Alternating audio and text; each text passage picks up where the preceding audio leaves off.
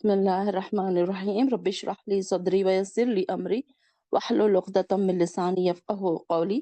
اللهم لا سهل إلا ما جعلته سهلا وأنت تجعل الحزن إذا شئت سهلا. ربي يسر ولا تؤسر. اللهم فقهنا في الدين. اللهم فقهنا في الدين. اللهم إني أسألك علما نافعا ورزقا طيبا وعملا متقبلا. اللهم أن تجعل القرآن ربيع قلوبنا وجلاء حزننا وذهاب همنا آمین یا رب العالمین۔ چلیے دیکھتے ہیں نصف کے بعد سے آیت نمبر 166 سے۔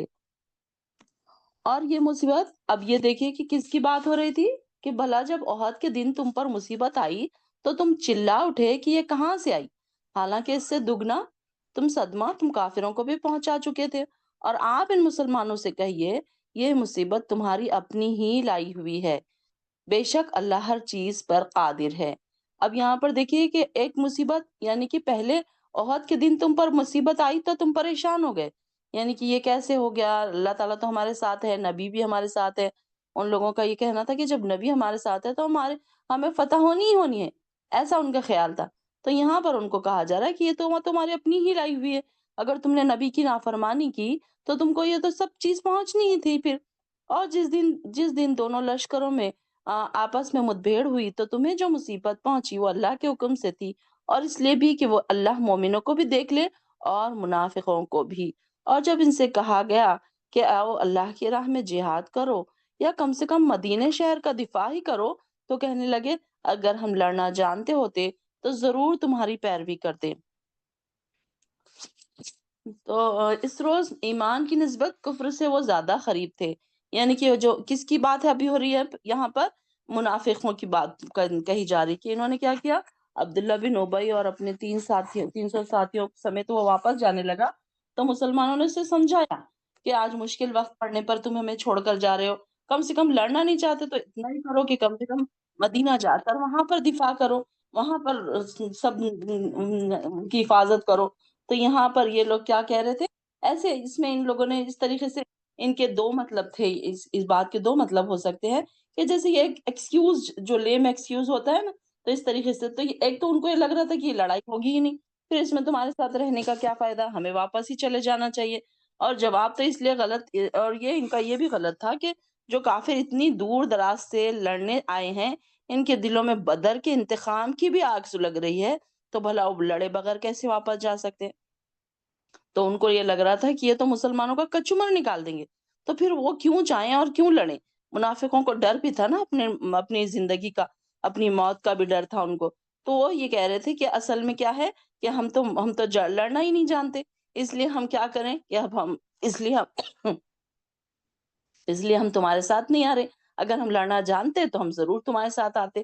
تو اس روز اللہ تعالیٰ فرما رہے ہیں کہ وہ ایمان کی نسبت کفر سے زیادہ قریب تھے، اور وہ اپنی زبانوں سے ایسی باتیں کہتے ہیں جو ان کے دلوں میں نہیں ہوتی، حالانکہ وہ جو کچھ وہ چھپاتے ہیں اللہ انہیں خوب جانتا ہے۔ وہ لوگ ہیں جو خود تو پیچھے بیٹھے رہے اور اپنے بھائی بندوں سے بھی کہنے لگے اگر تم ہمارا کہنا مانتے تو آج مارے نہ جاتے۔ آپ ان سے کہیے اگر تم اپنی اس بات میں سچے ہو تو اپنے آپ سے ہی موت کو ٹال کر دکھاؤ۔ یعنی کہ یہ لوگ جو تھے منافق، تو یہ کیا کہہ رہے تھے کہ دیکھو کہ ایک تو خود بھی نہیں گئے ڈر کے مارے، اور جو گئے تھے جو زخمی ہو گئے تو ان کو کیا کہہ رہے تھے کہ دیکھو اگر تم بھی نہ جاتے تو اس طریقے سے نہ مارے جاتے۔ دیکھو اب وہ اپنے آپ کو بڑے عقل مند سمجھ رہے تھے کہ ہم نہیں گئے وہاں پر، اور ہم دیکھو کتنے کلیور ہے کہ ہم نے اپنی جان بچا لی۔ تو اللہ تعالیٰ فرما رہے ہیں کہ اگر تم ایسے ہو تو تم اپنے سے موت کو تو ہٹا کے بتاؤ، اگر تم ایسا کر سکتے ہو، اگر تمہیں گھر میں موت آئے گی تو تم کیا اس کو ہٹا سکو گے؟ جو لوگ اللہ کی راہ میں شہید ہو گئے انہیں مردہ نہ کہو، وہ تو زندہ ہیں، اپنے پروردگار کے یہاں سے رزق پا رہے ہیں۔ جو کچھ اللہ کا فضل ان پر ہو رہا ہے ان سے وہ بہت خوش ہیں، اور ان لوگوں سے بھی خوش ہوتے ہیں جو ان کے پیچھے ہیں اور ابھی تک شہید ہو کر ان سے ملے نہیں۔ انہیں ان کا نہ کوئی خوف ہوگا اور نہ ہی وہ غمزدہ ہوں گے۔ اللہ تعالیٰ کا جو ان پر فضل اور انعام ہو رہا ہے اس سے وہ خوش ہوتے ہیں، اور اللہ تعالیٰ یقیناً مومنوں کا اجر ضائع نہیں کرتا۔ یعنی کہ ان لوگوں کو خوشخبریاں بھی دی جا رہی ہے کہ موت، یعنی انسان کی پیدائش سے پہلے کا وقت اب یہاں پر شہداء کی زندگی کی بات بتائی جا رہی، شہداء کی زندگی اور موت کے مراحل، کہ یہ کیسے ہے کہ یہ جیسے ہی یہ جائیں گے عالم برزخ کو پھلانگ کر فوراً جنت میں چلے جائیں گے. یعنی کہ جیسے ایک بچہ پیدا ہوتے ہی مر جاتا ہے تو فوراً زندگی کے دور سے عالم برزخ یعنی کہ موت کے دور میں داخل ہو جاتا ہے. جیسے ہی شہید مرتے ہیں عالم برزخ کو پھلانگ کر فوراً جنت میں داخل ہو جاتے ہیں. اور اس میں ایک جگہ ان کا یہ بھی ذکر آتا ہے کہ آپ صلی اللہ علیہ وسلم نے فرمایا کہ ان کی روحیں پرندوں کے جیسے پنجروں میں پرندوں کے اس میں ہے، اور وہ جہاں چاہیں اڑتے پھرتے ہیں، اور جب چاہیں وہاں پر جا کر بیٹھ جاتے ہیں، اپنی خندیلوں میں جیسے بیٹھ جاتے ہیں جا کر. ان کے ایک روایت میں آتا ہے کہ آپ نے صلی اللہ علیہ وسلم فرمایا شہداء کی روحیں سبز پرندوں کی صورت میں ہوں گی، ان کے لیے عرش الہی میں کچھ قندیلیں لٹکی ہوئی ہوں گی. یہ روحیں جنت میں جہاں چاہیں گی سیر کریں گی اور پھر ان قندیلوں میں واپس آ جائیں گی. ان کے پروردگار نے ان کی طرف دیکھا اور پوچھا کیا تمہیں کس چیز کی خواہش ہے؟ تو انہوں نے کہا ہمیں کسی چیز کی خواہش نہیں. اور بس اللہ تعالیٰ نے جب 3 بار یہ کہا تو انہوں نے کہا کہ ہماری روحیں واپس بھیج دو دنیا میں، تاکہ ہم لوٹ کر جائیں اور پھر دوبارہ تیری راہ میں جہاد کر کے شہید ہو کر آئیں. تو ان کو یہ کہا جا رہا ہے کہ ان کے لیے خوشخبریاں جو بتائی گئی ہے. آیت نمبر 171، وہ خوش ہے کہ اللہ نے ان پر اپنے فضل و کرم سے نوازا ہے، اور یوں بھی خوش ہے کہ اللہ مومنین کا اجر ضائع نہیں کرتا. اور جن لوگوں نے اللہ اور رسول کے کہنے کو قبول کر لیا بعد اس کے کہ ان کو زخم لگا تھا، ان لوگوں میں جو نیک اور متقی ہے ان کے لیے بڑا ہی ثواب اور صلہ ہے. یہ وہ لوگ ہیں جن سے لوگوں نے کہا تھا کہ لوگوں نے تمہارے لیے بڑا سامان جمع کیا ہے تو تم کو اس سے ڈرنا چاہیے، تو اس نے ان کے ایمان کو اور زیادہ کر دیا اور کہہ دیا کہ اللہ ہمارے لیے کافی ہے اور وہی بڑا کارساز ہے. بس یہ لوگ اللہ کی نعمت اور فضل سے بھرے ہوئے لوٹ آئے کہ ان کو کوئی ناگواری ذرا پیش نہیں آئی، اور وہ اللہ کی رضا کے تابع رہے، اور اللہ بڑا فضل والا ہے. بس اتنی سی بات ہے کہ یہ شیطان ہی ہے جو تم کو اپنے دوستوں سے ڈراتا ہے، تو تم ان سے نہ ڈرنا اور اللہ ہی سے ڈرنا اگر تم مومن ہو. اور آپ ان کا غم نہ کیا کرے جو جلدی سے کفر میں جا پڑتے ہیں. یقین جانیے کہ وہ اللہ کو ذرا برابر بھی نقصان نہیں پہنچا سکتے. اللہ یہ چاہتا ہے کہ یہ آخرت میں ان کا کوئی حصہ نہ رہے اور ان کے لیے بڑا عذاب ہے. جو ایمان کے بدلے کفر کو خریدتے ہیں اور وہ اللہ کو ذرا برابر بھی نقصان نہیں دے سکتے، اور ان کو دردناک عذاب ہوگا.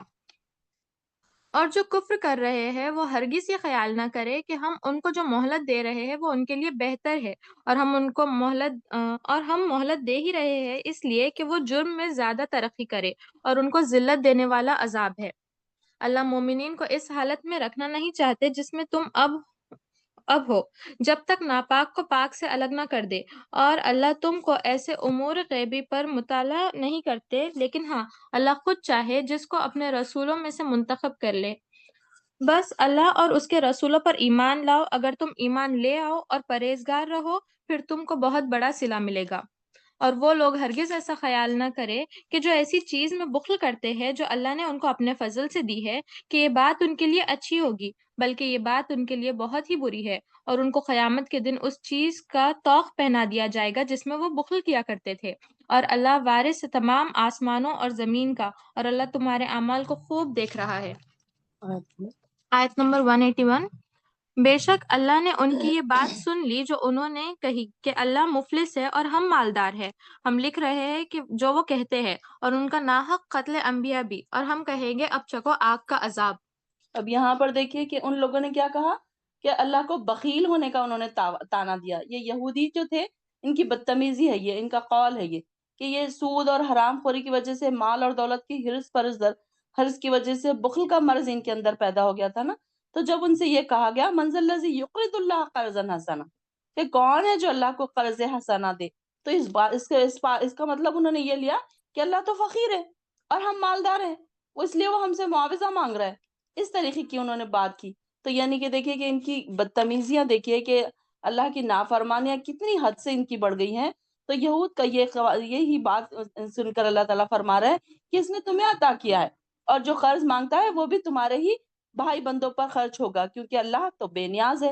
پھر اس قرض کو اپنی طرف منسوب کرنا اور پھر اس پر بڑا اجر عطا فرمانا اللہ کی خاص عنایت اور اس کا فضل ہے. دیکھیے اللہ تعالیٰ ہمیں دے رہا ہے اور بعد میں ہم سے مانگ رہا ہے اور ہمیں اس کا اجر دے رہا ہے. دونوں بھی چیزیں دیکھیے اللہ تعالیٰ کی طرف سے ہمارے لیے، کہ اگر اللہ تعالیٰ ہمیں نہ دیتا تو ہم کہاں سے دیتے؟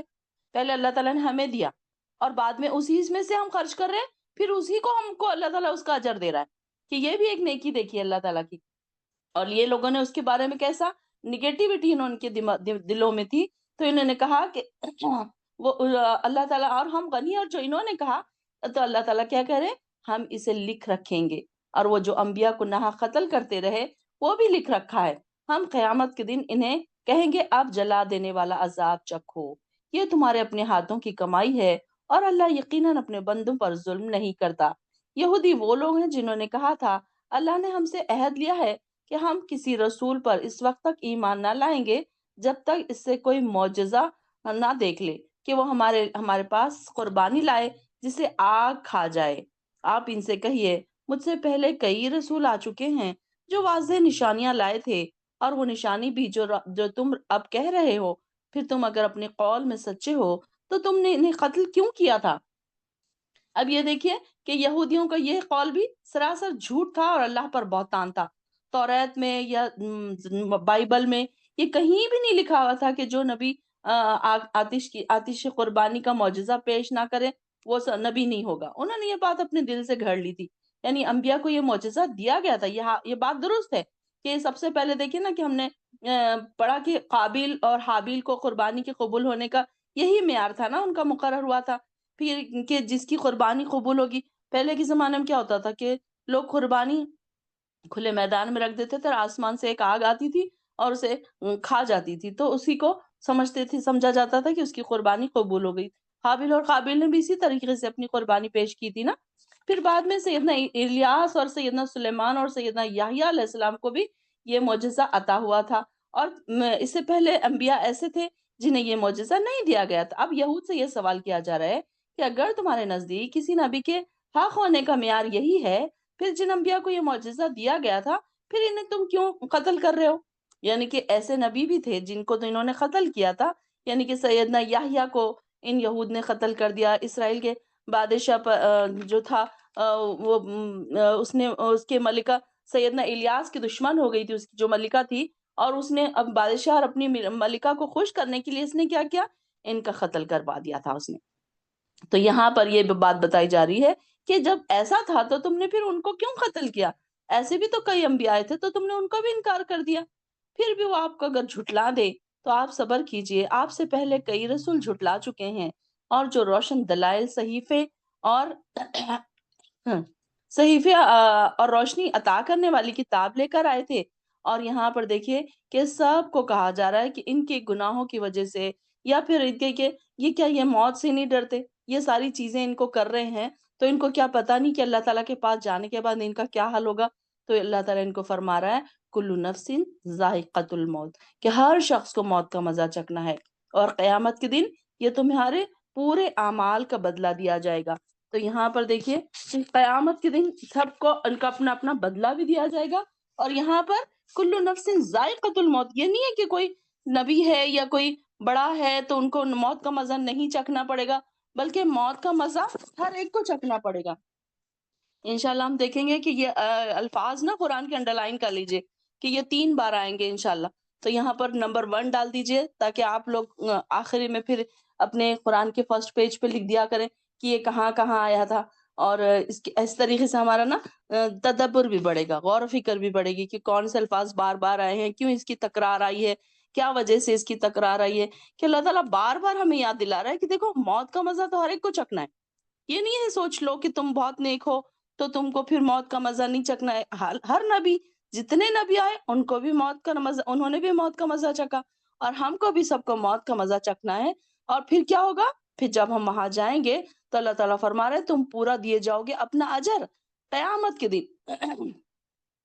اور پھر جو ہر شخص کو موت کا مزہ بھی چکھنا ہے، قیامت کے دن تمہیں تمہارے پورے اعمال کا بدلہ بھی دیا جائے گا۔ اور جو شخص دوزخ سے بچا لیا گیا اور جنت میں داخل کر لیا گیا وہ کامیاب ہو گیا۔ دیکھیے اصل کامیابی کیا ہے؟ اصل کامیابی یہ نہیں کہ ہم نے بڑے بڑے بنگلے بنا لیے، ہمارے بچے پرفیکٹ ہیں، ہمارے بچے سیٹلڈ ہو گئے، امریکہ لندن چلے گئے، بڑی بڑی یونیورسٹیز میں پڑھ لیے، یا اچھے اچھے جابز میں۔ آج کل ہمارا کرائٹیریا کامیابی کا یہی ہے نا ہم یہی سوچتے ہیں کہ نہیں وہ دیکھو کتنا کامیاب ہے، ان کے بچوں کی شادیاں ہو گئی، انہوں نے گھر بھی بنا لیا، ان کے پاس گاڑیاں بھی ہے، ہر طریقے سے وہ آرام سے ہے، ان کے بچے پڑھ لکھ گئے، یہی سوچتے ہیں نا۔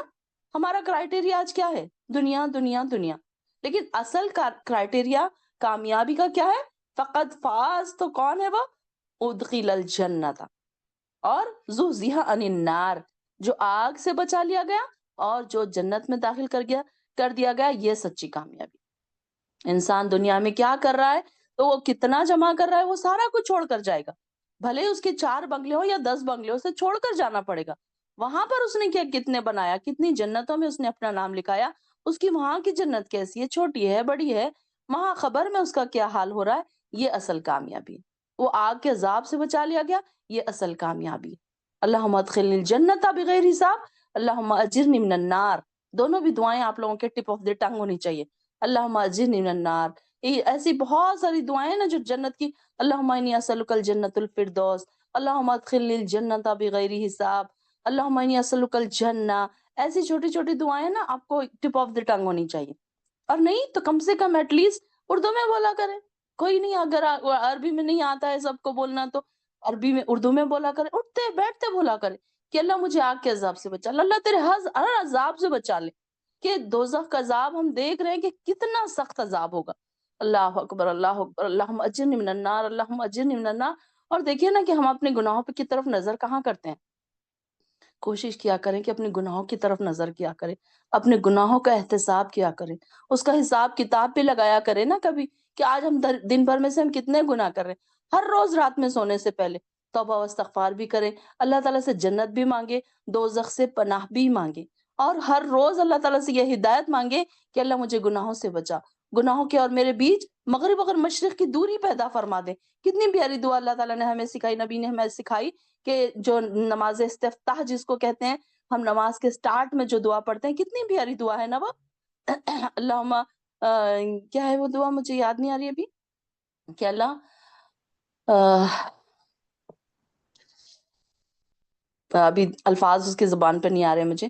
تو جب ہم نماز کے سٹارٹ میں ہم جو پڑھتے ہیں دعا، تو وہ کتنی پیاری دعا ہے نا، کہ اس میں بھی ہم یہی مانگ رہے ہیں کہ اللہ ہم کو تو ہمارے اور ہمارے گناہوں کے بیچ مغرب اور مشرق کی دوری پیدا فرما دے، اور ہمارے گناہوں سے ہم کو ایسا پاک کر دے جیسے تو ہر سفید کپڑے کو پاک کرتا ہے، وہ دعا ہے نا۔ جیسے کہ ہم نماز کے سٹارٹ میں انی وجہت وجہہ کے بعد پڑھتے ہیں، تو اللہم باعث بینی کما بات بین المشرقی والمغرب، وہ والی دعا جو میں نے آپ لوگوں کو بتائی بھی تھی، اور انشاءاللہ بہت ساری بہنوں نے یاد بھی کیا تھا، اللہم باعث بینی و بین خطایا والی دعا۔ تو یہ دعا آپ لوگوں کو یاد ہونی چاہیے، بڑے اچھے الفاظ کے میننگ ہے اس کے۔ تو میننگ اس کے نا، جب ہم میننگ دیکھتے ہیں نا تو ہمیں سمجھ آتا ہے کہ کتنے پیارے الفاظ ہیں اس کے، اور ہمارے میننگ جب دل میں اترتے ہیں، جب ہمیں پتہ چلتا ہے کہ ہم اللہ تعالیٰ سے مانگ کیا رہے۔ تو اگر دیکھیے کہ اگر ہم دن بھر میں سے 5 بار ہم اللہ سے یہ مانگیں گے کہ اللہ تو ہمارے اور ہمارے گناہوں کے بیچ مغرب اور مشرق کا فاصلہ پیدا کر دے، تو کیا ہمارے پاس گناہ رہیں گے؟ کوشش بھی کرنا چاہیے، دعائیں بھی مانگنا چاہیے، اور جب ہم دعائیں مانگیں گے نا تو اللہ تعالیٰ بالکل ہماری مدد کرے گا، ہر گناہ سے ہمیں بچا لے گا، ہمارا گناہ کی طرف ایک قدم اٹھے گا نا، اللہ تعالیٰ ہمیں بچا لے گا۔ تو کوشش بھی کرنا ہے، دعائیں بھی کرنا ہے، ساتھ ساتھ دعائیں بھی۔ دیکھیے نا ہمارے نبی نے کتنی پیاری دعائیں سکھائی ہیں، اگر ہمیں اتنے پیارے الفاظ نہ آتے تو ہم کیا کرتے، ہمیں تو الفاظ بھی نہیں آتے ایسے دعا مانگنے کے۔ تو کتنی پیاری دعائیں ہیں، اگر اس کو یاد بھی کریے، ساری بہنوں سے میں گزارش کروں گی کہ اس کو ضرور آپ لوگ یاد کریں، کہ یہ نماز استفتاح کی دعا حسن المسلم میں بھی ہے، انشاءاللہ اگر آپ لوگ کہیں تو میں گروپ پہ دوبارہ اس کو پوسٹ کروں گی، ری پوسٹ ہم نے پوسٹ بھی کیا تھا، اور ہمارے صلاح ورک شاپ میں بھی اس کا ہم نے ایکسپلینیشن بہت ڈیٹیل کیا تھا، تو اگر آپ چاہیں تو اس میں دیکھ سکتے ہیں۔ تو یہ کیا ہے، فقط فاز کیا ہے، ادخل الجنت، اور وما الحیات الدنیا، اور دنیا کی زندگی تو صرف محض دھوکے کا سامان ہے، یہ تو ایک کچھ دن کا، یہ تو صرف رنگینی اور اٹریکشن صرف کس لیے ہے، ہماری آزمائش کے لیے ساری چیزیں رکھی گئی ہے، کہ انسان اس میں کتنا اٹریکٹ ہو کے اپنے آپ کو بزی کرتا ہے اور کتنا اللہ کی طرف رہتا ہے۔ مسلمانوں، تمہیں اپنے اموال اور اپنی جانوں میں آزمائش پیش آ کر رہے گی، یہ اللہ تعالیٰ فرما رہے ہیں کہ تمہاری ضرور آزمائش ہوگی، تمہارے مالوں میں بھی اور تمہاری جانوں میں بھی، اور تمہیں ان لوگوں سے، تم سے پہلے جو کتاب دیے گئے تھے، مشرکین سے بھی بہت तकलीफ दह बातें सुनना होंगी, और अगर तुम सब्र करो और अल्लाह ताला से डरते रहो, तो बेशक ये बड़े हौसले का काम है। ये दुनिया क्या है? दुनिया दारुल इम्तिहान है। हम देख रहे हैं ना कि ये हमारे एक इम्तिहान का है, जैसे कि हमारा ये कौन-सा रूम है? एग्ज़ाम हॉल है जैसे। अब ये देखिए कि एग्ज़ाम हॉल में इंसान बैठा होता है, कितना स्ट्रेस में होता है कि अब टाइम खत्म हो रहा है, 3 घंटे का टाइम होता है। अब हम में से हर कोई इस दौर से गुज़र चुका है। कितना स्ट्रेसफुल टाइम होता है वो 3 घंटे, ना इंसान इधर देखता है, ना उधर देखता है, कोई उसको अट्रैक्शन वाली चीज़ उधर अट्रैक्ट नहीं करती, और इतना परेशान हाल होता है इंसान। तो यहाँ पर भी क्या है, हमारा हाल उसी तरीके से है कि हमारे पास वक़्त बहुत लिमिटेड है, और उस वक़्त में हमको क्या करना है, अपने सवालात हल करना है। अपने पर्चे में जो सवालात हैं, और वही सवालात पर हमारा एग्ज़ाम का रिज़ल्ट डिपेंड करता है। तो यहाँ पर इसकी ज़िंदगी में, अब ये देखिए कि ज़िंदगी में पेपर्स में हमारे क्वेश्चंस कौन से हैं? क्या क्वेश्चंस है हमारी ज़िंदगी का, जो हमारा इम्तिहान जो चल रहा है, तो इसमें क्या क्वेश्चंस है? तो किसी के ज़िंदगी में ऐश-व-इशरत है, या किसी किसी की ज़िंदगी बहुत ज़्यादा ऐश-व-इशरत से गुज़र रही है, तो यानी कि वो भी उसका इम्तिहान हो रहा है। और किसी की ज़िंदगी बहुत तंगी से गुज़र रही है, बहुत परेशानी, मुआशी परेशानी, घरेलू परेशानी, जानी प्रॉब्लम्स, बीमारियाँ, ज़हनी प्रॉब्लम्स, कुछ ऐसी-ऐसी मसाइल उसकी ज़िंदगी में, तो वो भी उसका एक एग्ज़ाम चल रहा है, उसका वो भी एक क्वेश्चन है। कोई सेहतमंद है, कोई बीमार है, तो कोई नादान है, तो कोई अक्लमंद है, तो ये सब के सब क्या है? उसके इम्तिहानी पर्चे। इस इम्तिहानी दौर में, या इम्तिहानी पर्चे का आखिरी वक़्त क्या है? इसकी मौत। और हम समझ रहे हैं कि हमारी बड़ी ज़िंदगी है, लंबी उम्र पड़ी है, हम नेकियां कर लेंगे बाद में, अभी तो एंजॉय का टाइम है। जनरली यही सोचता है ना इंसान, अभी हज बाद में कर लेंगे, अभी उम्रा बाद में कर लेंगे, अभी तहज्जुद हम बुढ़ापे में शुरू करेंगे, ये इंसान सोचता है ना जनरली। लेकिन ये देखिए कि हर लम्हा हमारा आखिरी लम्हा बन सकता है। हमें नहीं मालूम कि कब हमारा पर्चा हमारे हाथ में से छीन लिया जाए, और हमें ये कहा जाए कि अब तुम्हारा टाइम खत्म हो गया। उस वक्त के लिए तैयारी कीजिए, और वो इस इम्तिहान में कामयाब रहेगा या नाकाम, इसकी कामयाबी और नाकामी उसके अमाल के मुताबिक उसको बदला मिलेगा। आखिरत में उसका बदला उसको दिया जाएगा। अब यहाँ पर भी मुसलमानों को इस्लाम की राह में पेश आने वाली मुश्किलात के लिए आमादा किया जा रहा है। इनको क्या सिखाया जा रहा है? सब्र और इस्तिकामत की आदत डाली जा रही है, कि मुसलमान के अंदर सब्र भी होना चाहिए और इस्तिकामत भी होना चाहिए। तकलीफें तो आकर रहेंगी। कोई ये ना सोचे कि मेरी ज़िंदगी बिल्कुल बिना तकलीफ के गुज़र जाए। तो ये पॉसिबल नहीं। जब तक हमारे एग्ज़ाम नहीं होगा, तो हम आगे की क्लास में कैसे जाएँगे? हम अपने बच्चों को डायरेक्ट 10th में डाल सकते हैं क्या? आप देखिए कि क्या ऐसा हो सकता है कि हम कहें कि नहीं, मेरे बच्चे को बहुत अच्छा पढ़ना आता है, तो मैं इसको 10th में डाल दूँगी, या 10th के बाद डायरेक्ट मैं 11th में डाल दूँगी। कोई नहीं लेगा आपके बच्चे को, आपकी बात का कौन भरोसा करेगा? तो ये देखिए कि सबसे पहले एग्ज़ाम होता है। कहीं भी आप स्कूल में चले जाएँ, आपको एक एंट्रेंस एग्ज़ाम दिलाना होता है। ताकि आपके बच्चे की कैपेबिलिटी देखी जाए कि वो कितना कैपेबल है इस बात का, कि वो आगे की क्लास में जा सकता है या नहीं जा सकता। तो आपका भी इस्लाम पर अगर आप हैं, तो आपका सब्र, आपका इस्तिकामत ये बताएगा कि आप कितने इसमें इस्लाम में आगे आगे हैं, या कितने इसमें इस्तिकामत पसंद है, कितना आपने सब्र किया, कितनी परेशानियाँ आपके ऊपर आई, कैसे आपने उसका सामना किया। ये सारी चीज़ें आपके एग्ज़ाम का एक हिस्सा हैं। आप समझ लीजिए कि ये सारी चीज़ें हर इंसान को आकर रहेगी। कोई ये ना सोचे कि मेरे पास तो कोई परेशानियाँ नहीं है, मेरे पास तो भरपूर माल है, दौलत है, जायदाद है, हर चीज़ है। तो उसका इम्तिहान किस तरीके से हो रहा है, हम नहीं जानते, अल्लाह ताला जानता है। तो हर इंसान का कुछ ना कुछ अलग तरीके से हो रहा है, और यहाँ पर उनकी अखलाकी कमज़ोरियों का भी इलाज होता है, दर्जात भी बुलंद होते हैं, और मोमिनों और मुनाफ़िकों में फ़र्क भी हो जाता है। यहाँ जाकर देखिए ना, इंसान का सही इम्तिहान होता है कि इंसान मोमिन इंसान है, तो वो कैसा है? पक्का है, सब्र में पक्का है, और उसके ऊपर परेशानी आ रही है तो मुस्तकिल मिज़ाजी इस्तिक़ामत उसने थामी हुई है, तो जब समझ में आ जाता है कि हाँ, ये पक्का और सच्चा मोमिन। वरना मुनाफिक तो क्या कहते हैं, बातें तो बहुत करते हैं, लेकिन जैसे ही परेशानी आती है फौरन पीछे हट जाते हैं, फिर वो इस्लाम पर कायम नहीं रहते। तो यहाँ पर यही बात बताई जा रही है कि मोमिनों का इम्तिहान लिया जाएगा, और उनको यहाँ पर ये भी सिखाया जा रहा है कि अगर तुम सब्र करते रहोगे और अल्लाह से डरते रहोगे, तो फिर क्या है, ये बड़े हौसले का काम है। यहाँ पर हम अब यहाँ पर उनकी बात नहीं हो रही, यहाँ पर हमें भी सिखाया जा रहा है آج ہمارے اوپر کچھ ایسے حالات آ سکتے ہیں، اب ایسی کلاسوں میں بیٹھنے سے کیا ہوتا ہے ہم کو صبر سیکھتے ہیں ہم کو یہ پتہ چلتا ہے کہ آزمائشیں آ کر رہیں گی اور ہم کو آزمائشوں میں صبر کیسے کرنا ہے، استقامت کیسے رکھنا ہے، یہ چیزیں ہمارا ایمان کا لیول بڑھتا ہے اور ہم یہ ساری چیزیں یہاں سے سیکھتے ہیں۔ آپ دیکھیے کہ آپ کو صبر کرنا آئے گا اور جب آپ قرآن کی ایسی آیتوں پر سے گزریں گے سنیں گے تو آپ کو یہ لگے گا کہ ہاں مجھے بھی صبر کرنا چاہیے، میرے ساتھ بھی پریشان اتنے بڑے بڑے نیک لوگ تھے، اتنے اچھے عمل کرنے والے لوگ تھے، کیسے ان کے اوپر پریشانی آئی، کیسے انبیاء کے اوپر پریشانی آئی، کیسے مسلمانوں کے اوپر پریشانی آئی، کیسی آزمائشیں آئی ان کے پر۔ ہمارے پر تو وہ سب کچھ ایسی آزمائشیں نہیں آتی، ہماری تو چھوٹی موٹی آزمائشیں رہتی ہیں، اس میں بھی ہم روتے ہیں پیٹتے ہیں واویلے کرتے ہیں اور سوچتے ہیں کہ میں ہی ایسی بیچاری ہوں کہ میرے اوپر ہی ساری تکلیفیں ساری پریشانیاں، باقی دوسرے تو دیکھو کتنے عیش میں رہنے۔ ہمارا یہ خیال ہے شیطان ہمیں یہ بتاتا ہے نا۔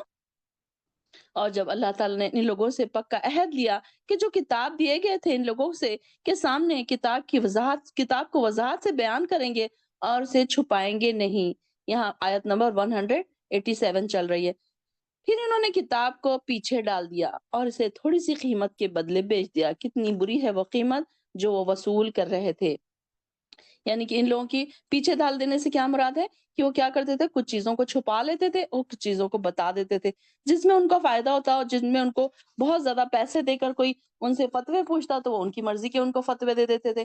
تو اس سے یہاں پر مراد یہ لی گئی ہے کہ ان کو کیا کہا گیا تھا کہ کتاب کو وہ لوگوں کے سامنے پیش کریں گے، اس کی وضاحت صحیح طریقے سے کریں گے، لیکن انہوں نے کیا کیا کہ ان کو جہاں پر ان کی خلاف ورزی انہوں نے چاہی کر لی، جہاں پر ان کو اپنا فائدہ دکھا وہاں پر انہوں نے خلاف ورزی کر دی۔ جو لوگ اپنے کرتوتوں پر خوش ہوتے ہیں اور وہ چاہتے ہیں کہ ان کے ایسے کاموں پر ان کی تعریف کی جائے جو انہوں نے کیے بھی نہیں، ان کے متعلق یہ گمان نہ کیجیے کہ وہ عذاب سے نجات پا جائیں گے، ان کے لیے تو دردناک عذاب ہے۔ آسمانوں اور زمین کا مالک اللہ ہی ہے اور اللہ ہر چیز پر قادر ہے۔ اب یہ دیکھیے کہ ان لوگوں کی بھی بات بتائی جا رہی ہے کہ یہ کیا چاہتے تھے، اپنی تعریف سننا۔ لوگ کیا جیسے ہی تھوڑا سا دین کا کام کوئی کرتے ہیں نا، اب یہاں پر یہودیوں کے کارناموں کی بات بتائی جا رہی ہے کہ انہوں نے جو نہیں کیا اس پر بھی اپنی تعریف سننا چاہتے ہیں۔ اب دیکھ لیجئے کہ اگر ہمارے اندر یہ بات ہے تو ہم بھی کہیں ان کی طرح سملر تو نہیں ہو رہے۔ تو یہ بات ہم کو بار بار کوئی چیزیں یہودیوں کی جو برائیاں ہیں، برائیوں کی طرف ہمیں توجہ اس لیے دلائی جاتی ہے کہ ہمارے اندر وہ چیزیں نہ پائی جائیں، نہ وہ کمی خامیاں ہمارے اندر آ جائے۔ تو دیکھیے کہ کچھ لوگ اکثر ایسے ہی ہوتے ہیں کہ اگر وہ کام نہیں بھی کرتے لیکن چاہتے ہیں کہ ان کی تعریف ہو، ان کی بڑائی ہو، اگر وہ چھوٹا سا نیکی کا کام کریں تو اناؤنسمنٹ ہو اس کا کہ انہوں نے فلاں اتنا خرچ کیا، فلاں کو انہوں نے اتنا دیا۔ کئی کئی دیکھیے نا کہ کچھ گاؤں میں ادھر ادھر اس طریقے کا طریقہ بنا ہوا ہوتا ہے کہ کوئی جب صدقہ خیرات دیتا ہے مسجد میں اس کا اناؤنسمنٹ ہوتا ہے کہ فلاں نے اتنے پیسے دیے، فلاں صاحب نے اتنے پیسے دیے، انہوں نے اتنا صدقہ دیا، انہوں نے مسجد کو اتنا ڈونیشن دیا، یہ اس طریقے سے۔ تو یہاں پر ان کی بات یہ بتائی جا رہی ہے کہ یہ کیا چاہتے تھے کہ ہمارا نام ہو۔ دیکھیے کہ کچھ لوگ نا پردے کے پیچھے سے کام کرتے ہیں، ان کو بالکل یہ بتانا نہیں ہوتا کہ ہم نے کیا، کس نے کیا یہ کام، یعنی کہ نیکی ایسی ہو کہ چھپا کر خالص اللہ کے لیے کی جائے۔ آیت 190 بلا شبہ آسمانوں اور زمینوں کے بننے میں اور رات اور دن کے بدلے جانے میں عقل والوں کے لیے نشانیاں ہیں۔ جو لوگ کھڑے بیٹھے اور لیٹے ہر حال میں اللہ کو یاد کرتے ہیں اور آسمانوں اور زمینوں کے بننے میں غور و فکر کرتے ہیں اور کہتے ہیں اے ہمارے رب، تو نے یہ سب بیکار یا بے فائدہ نہیں بنایا، تو پاک ہے، ہمیں دوزخ کے عذاب سے بچا۔ اے ہمارے رب، بے شک آپ جس کو دوزخ میں داخل کرے بلا شبہ آپ نے اس کو رسوا ہی کر دیا، اور واقعی ایسے ظالموں کا کوئی حامی و ناصر نہیں ہے۔ اے ہمارے رب، بے شک ہم نے ایک پکارنے والے کو سنا کہ وہ اعلان کر رہا ہے کہ تم اپنے رب پر ایمان لاؤ، تو ہم ایمان لے آئے۔ اے ہمارے رب، تو ہمارے گناہوں کو معاف فرما دے اور برائیوں کو بھی ہم سے دور کر دے، اور ہم کو موت نیک لوگوں کے ساتھ دیجیے۔ اے ہمارے رب، اور وہ چیز بھی عنایت فرما دے جو تو نے ہم سے اپنے رسول کی معرفت وعدہ کیا تھا، اور ہم کو قیامت کے روز رسوا نہ کرنا، بے شک آپ وعدہ خلافی نہیں کرتے۔ تو ان کے رب نے ان کی درخواست منظور کر لی کہ میں تم میں سے کسی نیک عمل کرنے والے کے اعمال کو ضائع نہیں کرتا، کہ وہ مرد ہو یا عورت، تم آپس میں ایک دوسرے کے جز ہو۔ سو جو اپنے وطن کو چھوڑ کر نکلے اور گھروں سے نکل گئے اور میری راہ میں تکلیفیں اٹھائی اور جہاد کیا اور شہید ہو گئے، تو ضرور میں ان کے گناہ معاف کر دوں گا اور باغات میں داخل کر دوں گا، ایسے باغات جن کے نیچے نہریں بہہ رہی ہوگی۔ یہ بدلہ ہے اللہ کی طرف سے، اور اللہ کے پاس تو اچھا بدلہ ہی ہے۔ اور ان کافروں کا شہروں میں چلنا پھرنا تم کو غلط فہمی میں نہ ڈال آیت دے۔ نمبر آیت 196۔ ایک منٹ، آیت نمبر 193 پہ دیکھیے، دعا تھی، اس کو انڈرلائن کیجئے۔ آیت 193 پہ، ربنا فاغفر لنا ذنوبنا وکفر عنا سیئاتنا وتوفنا مع الابرار۔ اب یہ دیکھیے کہ ربنا اننا سمعنا منادیا ینادی، کہ انہوں نے کہا کہ اے ہمارے رب، ہم نے ایک پکارنے والے کو سنا جو ایمان کی طرف دعوت دیتا ہے اور کہتا ہے اپنے رب پر ایمان لے کر آؤ، تو ہم ایمان لے کر آ گئے۔ دیکھیے ایمان کی طرف پکارنے والا کون ہے؟ آپ صلی اللہ علیہ وسلم۔ یعنی کہ دیکھیے کہ ایک پکارنے والا پیغمبر جو وحی الہی کی روشنی میں انسانوں کی رہنمائی کرتا ہے، اور یہ اللہ کی خاص مہربانی کہ وہ اللہ کی طرف ہمارے لیے نبی بھی بھیجا، اور اس نے ہم کو ہدایت کی طرف بلایا بھی، کہ رہنمائی کی طرف بلایا، رہنمائی کے راستے اس نے دکھائے، اپنی کتابیں بھیجی، اپنے رسول بھیجے، اپنی کتابیں بھیج کر یہ اس کا حل بھی خود بتا دیا کہ کون سی پریشانی کا کیا حل ہے، اور کیا احکامات ہمیں بتا دیے، کیا ڈونٹس ہے، کیا ڈوز ہے، وہ ہمیں بتا دیے۔ تو اس کو یہ بتایا کہ کائنات میں اس میں صحیح مقام کیا ہے اس کا، انسان کا، اور وہ اشرف المخلوقات ہے۔ یہ دیکھیے کہ انسان کیا ہے، انسان کو اشرف المخلوقات بنا دیا۔ کائنات کی کوئی بھی چیز نہ اس کا کچھ بگاڑ سکتی ہے، نہ سنوار سکتی ہے۔ اس کا تمام تر نقصان اور نفع کا مالک کون ہے؟ اللہ ہے، خالق اور مالک ہے، اور پوری کائنات کا خالق بھی وہی ہے۔ یہاں پر یہی بتا دیا گیا کہ اور اس نے اپنے رب ہم کو دعا بھی سکھا دی۔ اور ایمان والے کیا کہتے ہیں؟ ایمان والوں کی یہ بات بتائی گئی ہے کہ انہوں نے جب پکار اور سلی پکارنے والے کی، کہ دیکھیے ایمان والے کیسے ہوتے ہیں، جب بھی کوئی دین کی طرف بلائے، جب بھی کوئی نیکی کی طرف بلائے، دوڑ کر چلے آتے ہیں۔ یہ نہیں سوچتے کہ اچھا ہم سوچیں گے، اچھا ہم دیکھیں گے، ہمیں ٹائم ملا تو ہم آئیں گے، یہ نہیں سوچتے، بلکہ جہاں کہیں بھی آپ کو کوئی دین کی طرف بلائے، آپ دوڑے چلے جائیے۔ آپ کا بھی نام کس میں آ جائے گا پھر؟ یہ جو نیک لوگوں کی بات بتائی جا رہی کہ انہوں نے کہا کہ اے ہمارے رب، ہم نے سنا ہے پکارنے والے کو۔ اب یہاں تو نبی صلی اللہ علیہ وسلم پکارنے والے، اب وہ تو اس دنیا سے جا چکے، اب ہمارے پاس کون ہے؟ نیکی کی طرف بلانے والے لوگ ہیں، نیکی صحیح راہ پر بلانے والے لوگ ہیں، اصلاح کرنے والے لوگ ہیں۔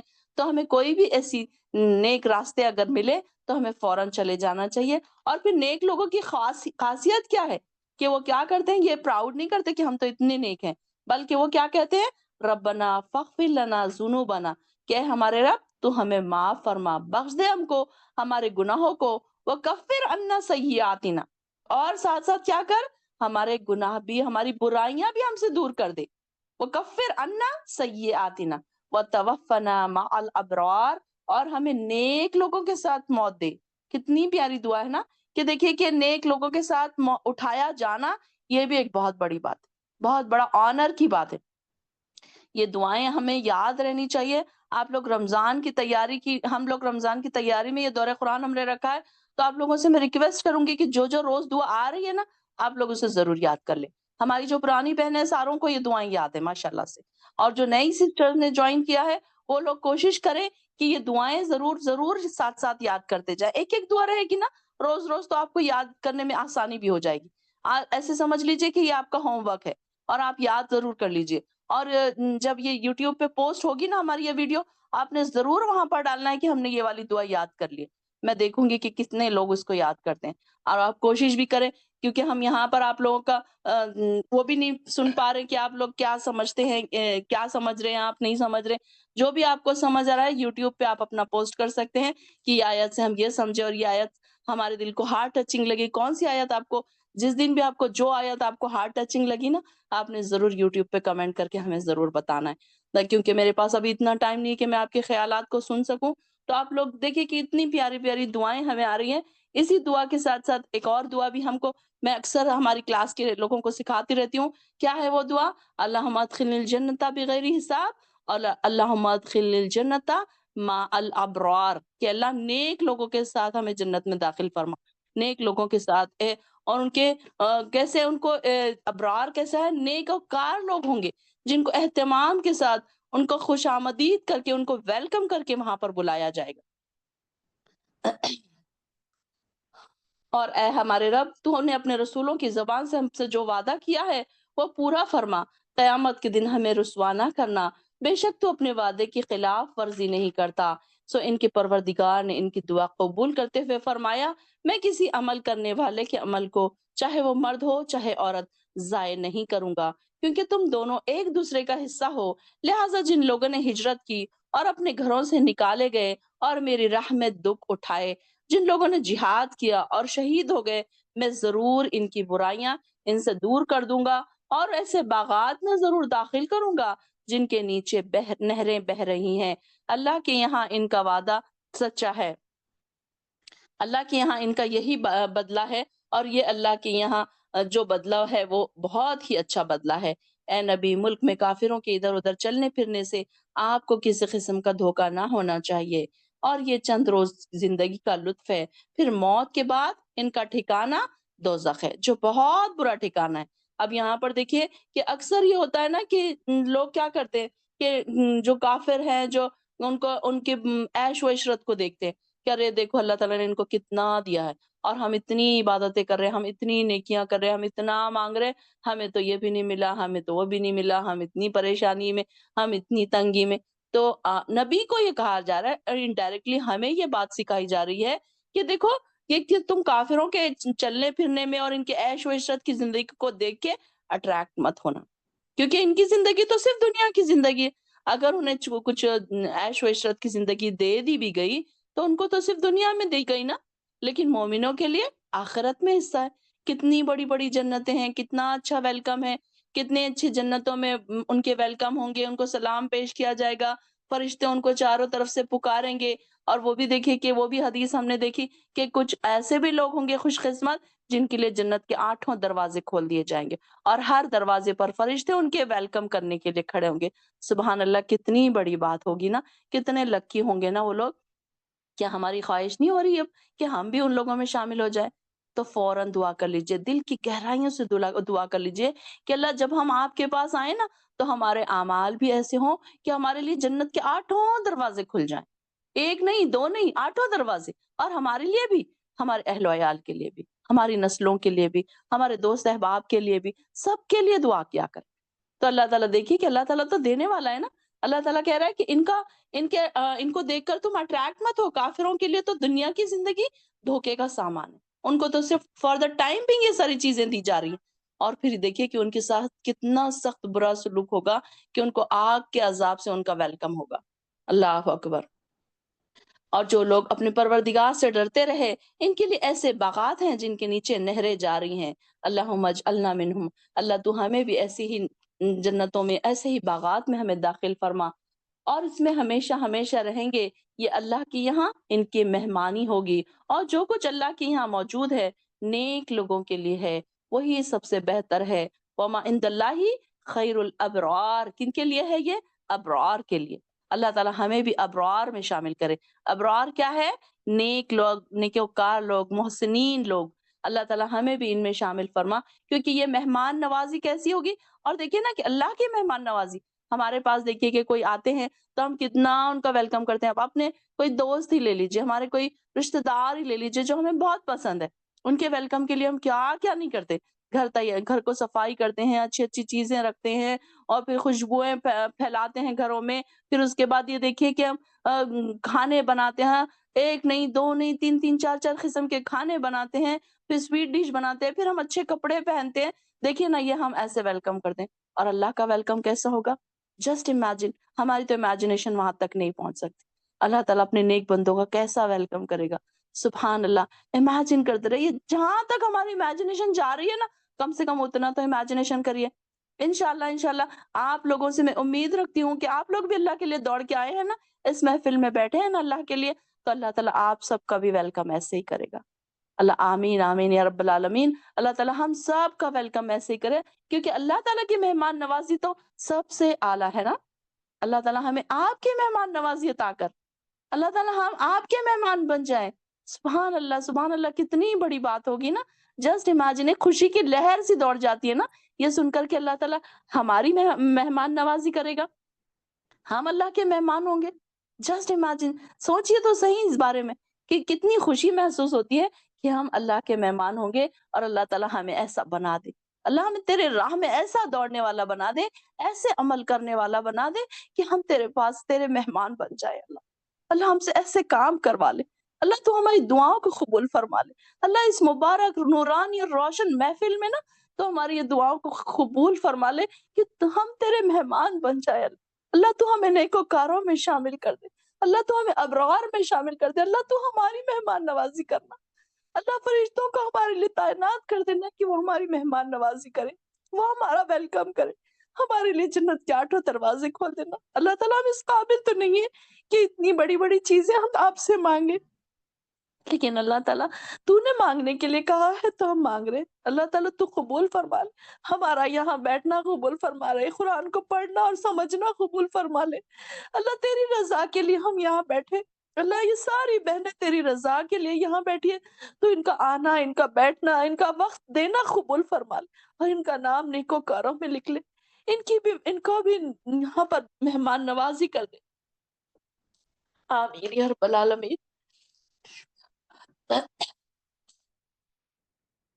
اہل کتاب میں سے کچھ ایسے بھی ہیں جو اللہ پر ایمان لاتے ہیں اور اس پر جو تمہاری طرف سے نازل کیا گیا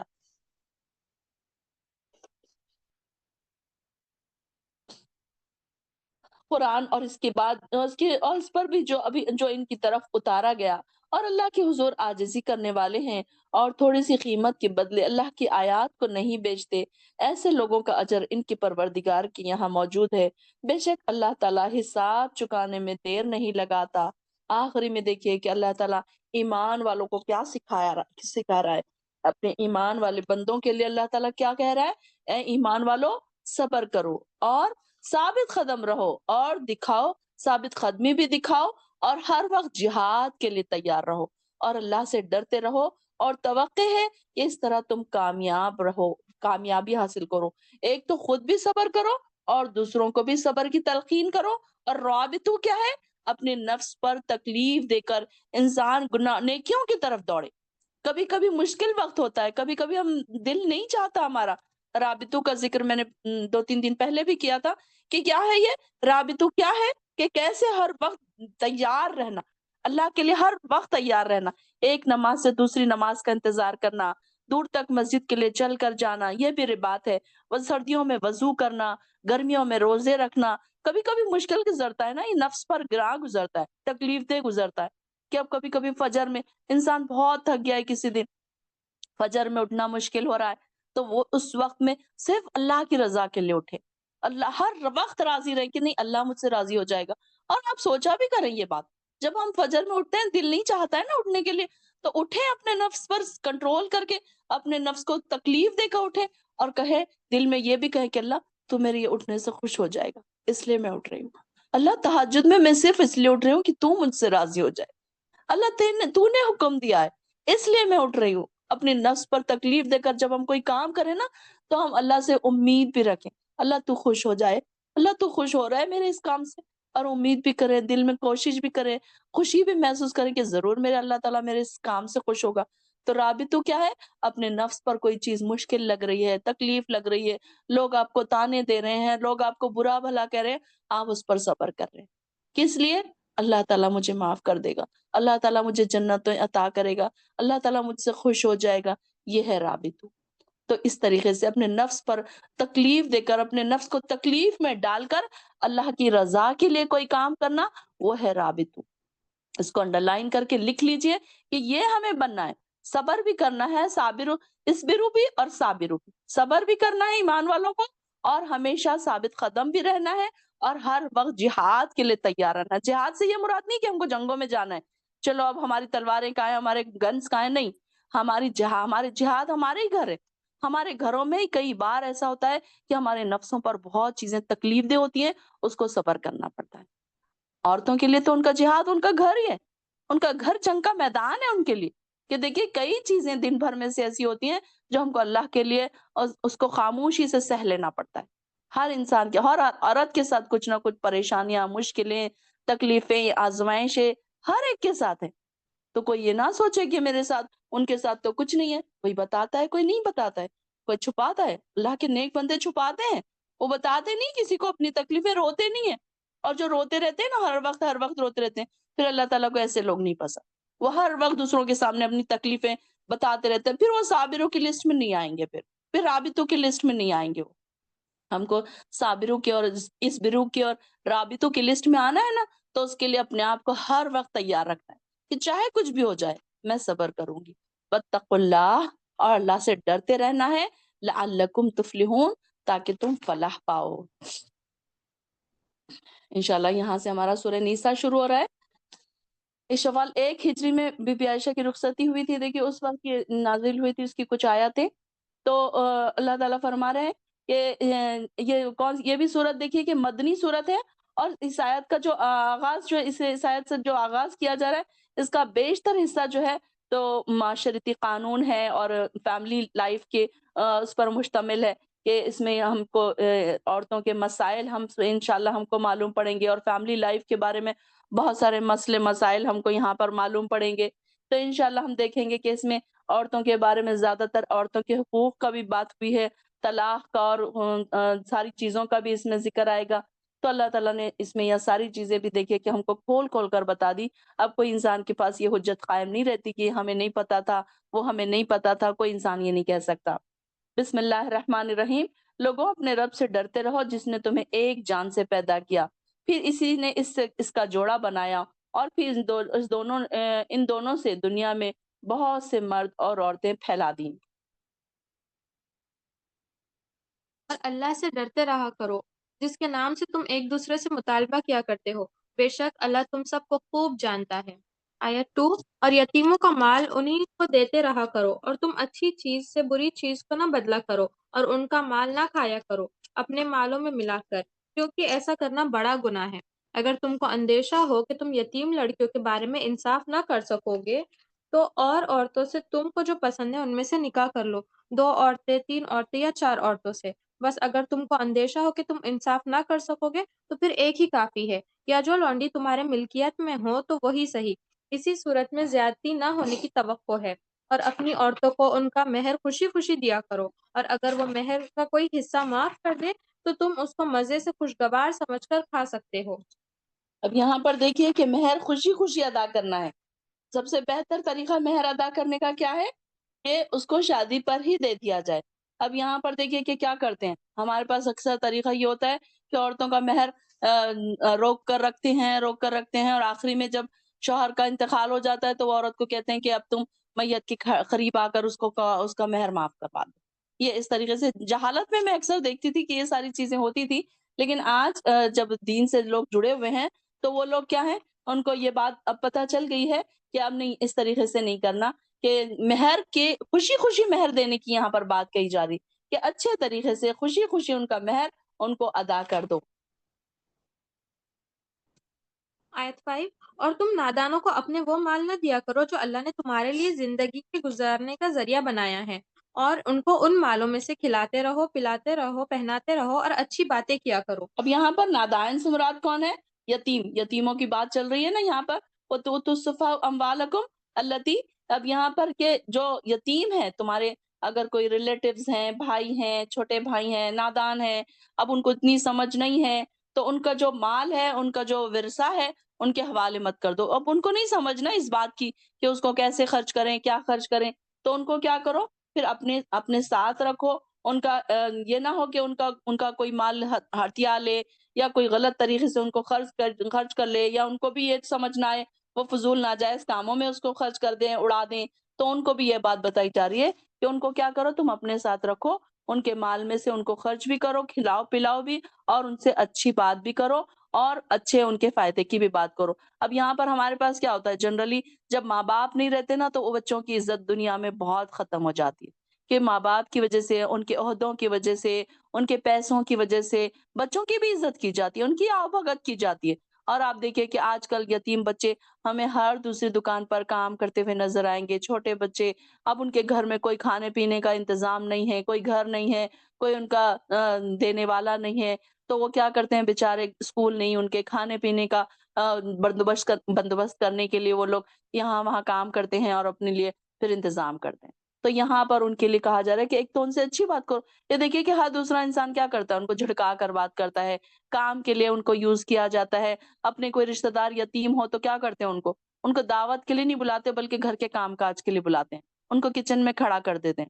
اکثر یہ ہوتا ہے نا، کئی جگہوں پر ایسا ہوتا ہے کہ ان کو یا وہ ان کو جیسے کہ ہم بڑوں کو اعلیٰ مقام والوں کو ہم دعوتوں پر بلاتے ہیں تو ان کو کیا کرتے ہیں، ان کو پھر یا بچا کچا کھانا دے دیتے ہیں، اپنے کوئی رشتہ دار ہے۔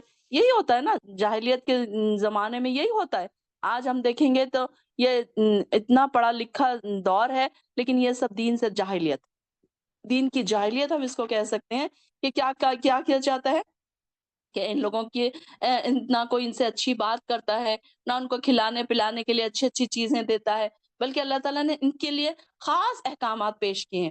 اور یتیموں کی آزمائش کرتے رہو یہاں تک کہ وہ نکاح کے قابل ہو جائیں، پھر اگر تم ان میں اہلیت معلوم کرو تو ان کے مال ان کے حوالے کر دو، اور ضرورت سے زیادہ اور موزوں وقت اسے اس ارادے سے ان کا مال نہ کھاؤ کہ وہ بڑے ہو کر ان کا مطالبہ کرے۔ اب کچھ لوگ کیا کرتے ہیں کہ بچوں کے مال، اب بچوں کے وارث اگر مر گئے تو چاچا ہے، تایا ہے، جو بھی ان کے وارث بن گئے، اب وہ کیا کرتے ہیں کہ یہ بچے بڑے ہونے سے پہلے پہلے ان کی سارا مال ختم کر دو، تاکہ یہ بڑے ہو جائیں گے، سمجھ آ جائے گی تو یہ ہم سے پورا مال واپس لے لیں گے۔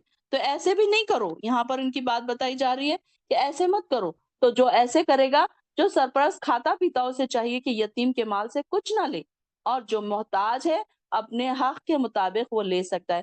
اب کوئی غریب آدمی ہے، وہ ان کے بچوں کو پال رہا ہے، تو بالکل مختصر سا اس میں سے لے کہ جتنا ان کا گزر بسر ہو جائے۔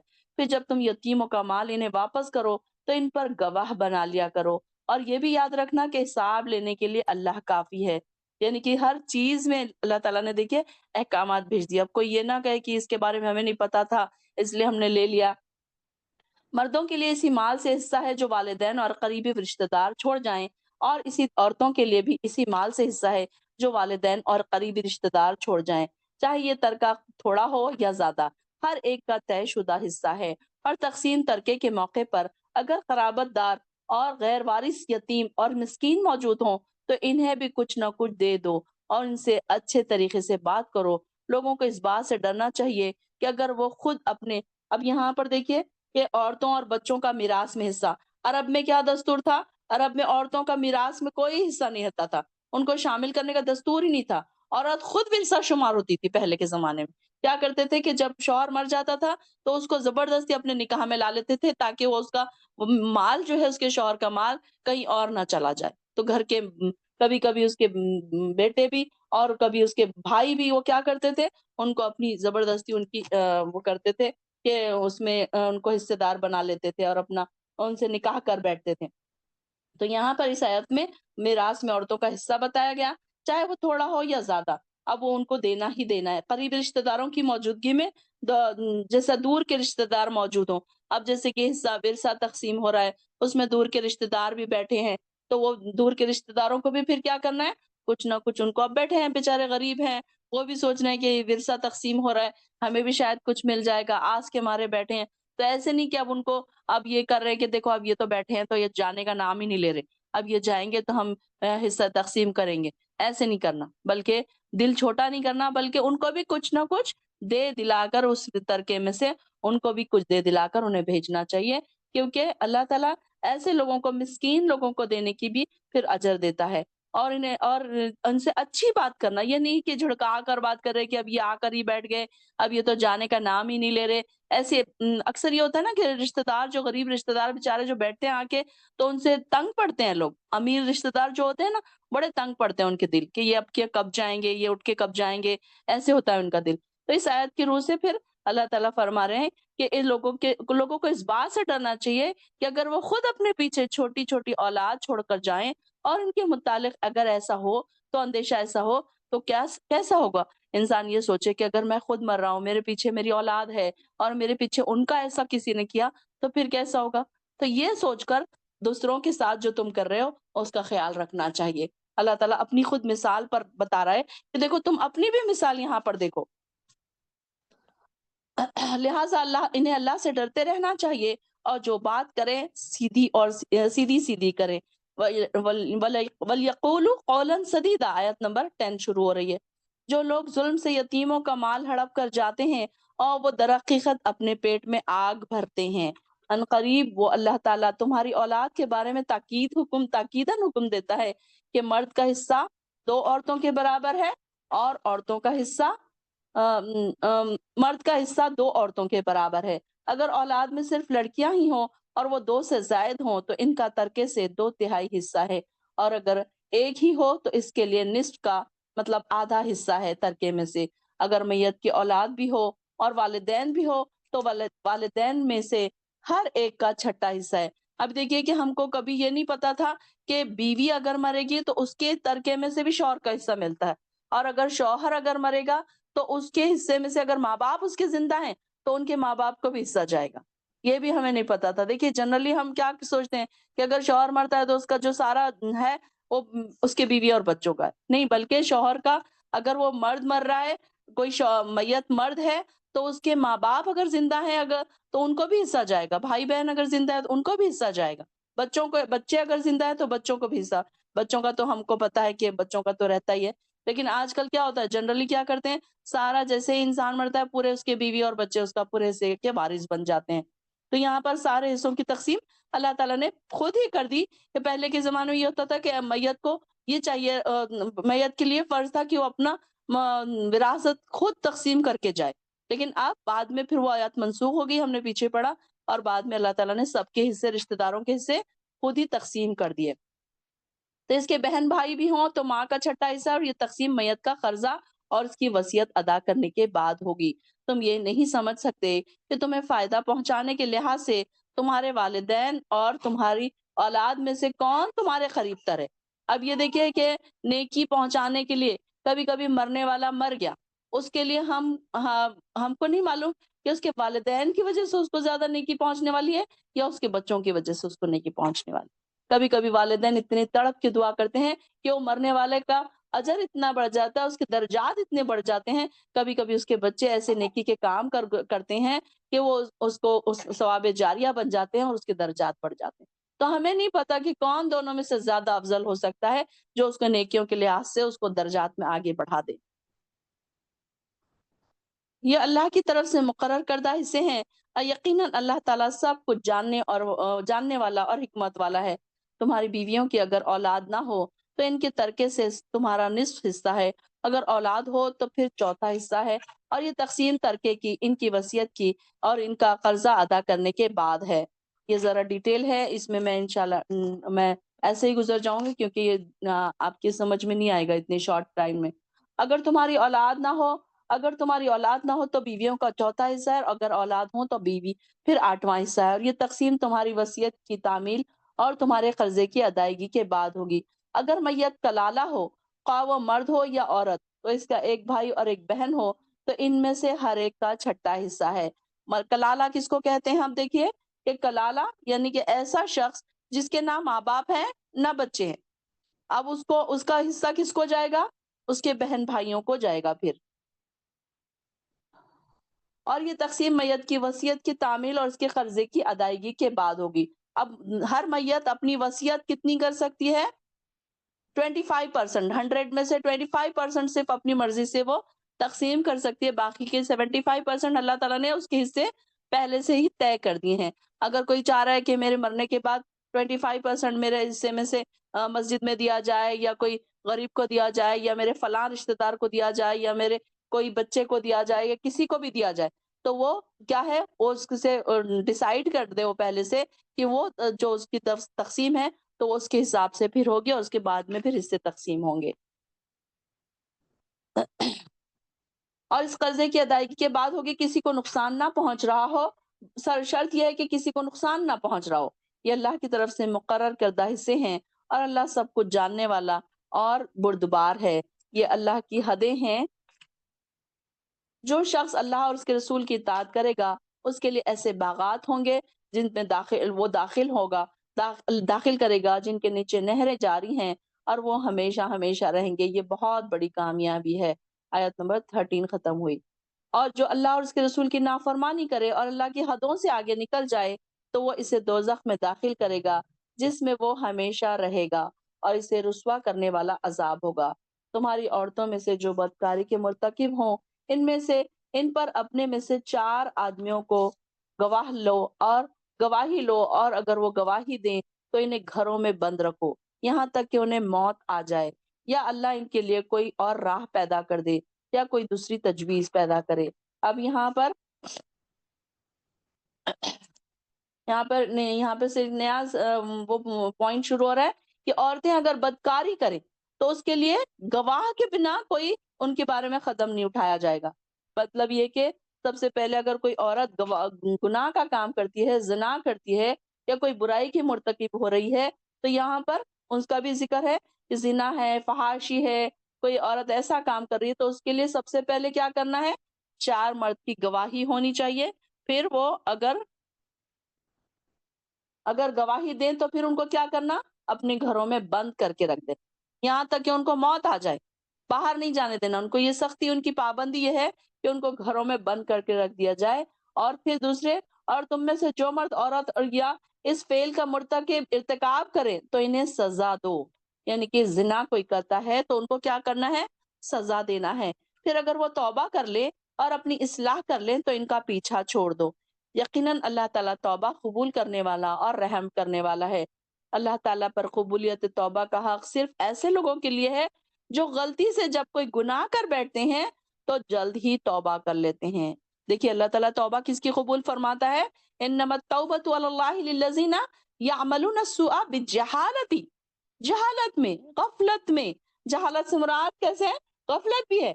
غلطی سے کوئی گناہ ہو گیا اور وہ فوراً ان کو گناہ یاد آ گیا تو وہ فوراً کیا کرتے ہیں؟ توبہ کر بیٹھتے ہیں۔ اب یہ نہیں کہ ہاں تو کہ کچھ نہیں، جیسے ہم نے پرسوں بھی یہی بات پڑھی تھی کہ کچھ لوگ گناہ کرتے ہیں اور اس کے اوپر اڑے رہتے ہیں، یعنی کہ ان کو پتا بھی ہے کہ ہم نے گناہ کیا ہے، غلطی ہوئی ہے ہم سے، لیکن شرمندہ نہیں ہوتے، نادم نہیں ہوتے۔ یہاں پر ایسے لوگوں کی بات فرمائی جا رہی ہے کہ جو لوگ غلطی سے کوئی گناہ کر بیٹھے، نادانستہ طور پر یا نادانی میں کوئی گناہ کر بیٹھے یا جہالت سے کوئی گناہ ہو جائے تو پھر وہ کیا کر لے؟ اگر وہ توبہ کر لے تو اللہ تعالیٰ ایسے ہی لوگوں کی توبہ قبول کرتا ہے۔ اور اللہ تعالیٰ سب کچھ جاننے والا۔ مومنوں کی صفات کیا ہوتی ہے؟ کہ وہ فوراً اپنی غلطی کو ریئلائز کرتے ہیں، فوراً شرمندہ ہوتے ہیں، اللہ کے سامنے نادم ہوتے ہیں اور فوراً سجدہ ریز ہو کے اللہ سے توبہ و استغفار کرتے ہیں۔ یہ مومن کے صفات ہے۔ اپنے اندر چیک کر لیجئے، جھانک لیجئے، کتنے بار میں اپنے گناہوں کو ریئلائز کرتی ہوں، کتنے بار میں توبہ و استغفار کرتی ہوں، یا کتنے بار میں اڑی رہتی ہوں کہ نہیں میں نے تو کیا ہی نہیں ہے، مجھ سے تو ہوا ہی نہیں ہے یہ۔ کبھی تو انسان صاف انکار کر دیتا ہے، جھوٹ بول دیتا ہے نا۔ لوگوں میں ایک انسان چاہتا ہے کہ میری ایک اپنی عزت بنی رہے، تو انسان کیا چاہتا ہے؟ کہ وہ گناہ سے ہی انکار کر دیتا ہے۔ بلکہ اللہ تعالیٰ تو دیکھ رہا ہے نا، اللہ تعالیٰ کو پتا ہے کہ انسان نے وہ گناہ کیا ہے، تو یہ بات اس کو دیکھنی چاہیے کہ اللہ تعالیٰ دیکھ رہا ہے، اور اللہ تعالیٰ اگر معاف نہیں کرے گا تو پھر وہ کہاں جائے گا؟ اور اللہ تعالیٰ سب کچھ جاننے والا اور حکمت والا ہے۔ توبہ ان لوگوں کے لیے نہیں جو برے کام کرتے ہیں، یہاں تک کہ ان میں سے کسی کو موت آ جاتی ہے جب وہ کہنے لگتے ہیں کہ اب میں توبہ کرتا ہوں، اور نہ ہی ان لوگوں کے لیے ہے جو کفر کی حالت میں ہی مر جاتے ہیں۔ ایسے لوگوں کے لیے ہم نے دردناک عذاب تیار کر رکھا ہے۔ اب یہ دیکھیے کہ کسی کو معلوم پڑ گیا ساری زندگی گناہوں میں گزر گئی، اب جب موت کا وقت قریب آ گیا، ایسا کچھ ڈیزیز ہو گیا، ایسی کوئی بیماری ہو گئی کہ ڈاکٹرز نے بھی جواب دے دیا۔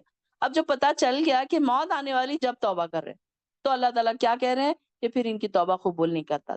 جب ان کا موت کا وقت آ گیا، اب یہ دیکھیے کہ فرعون جو تھا، فرعون بھی کب کر رہا تھا توبہ؟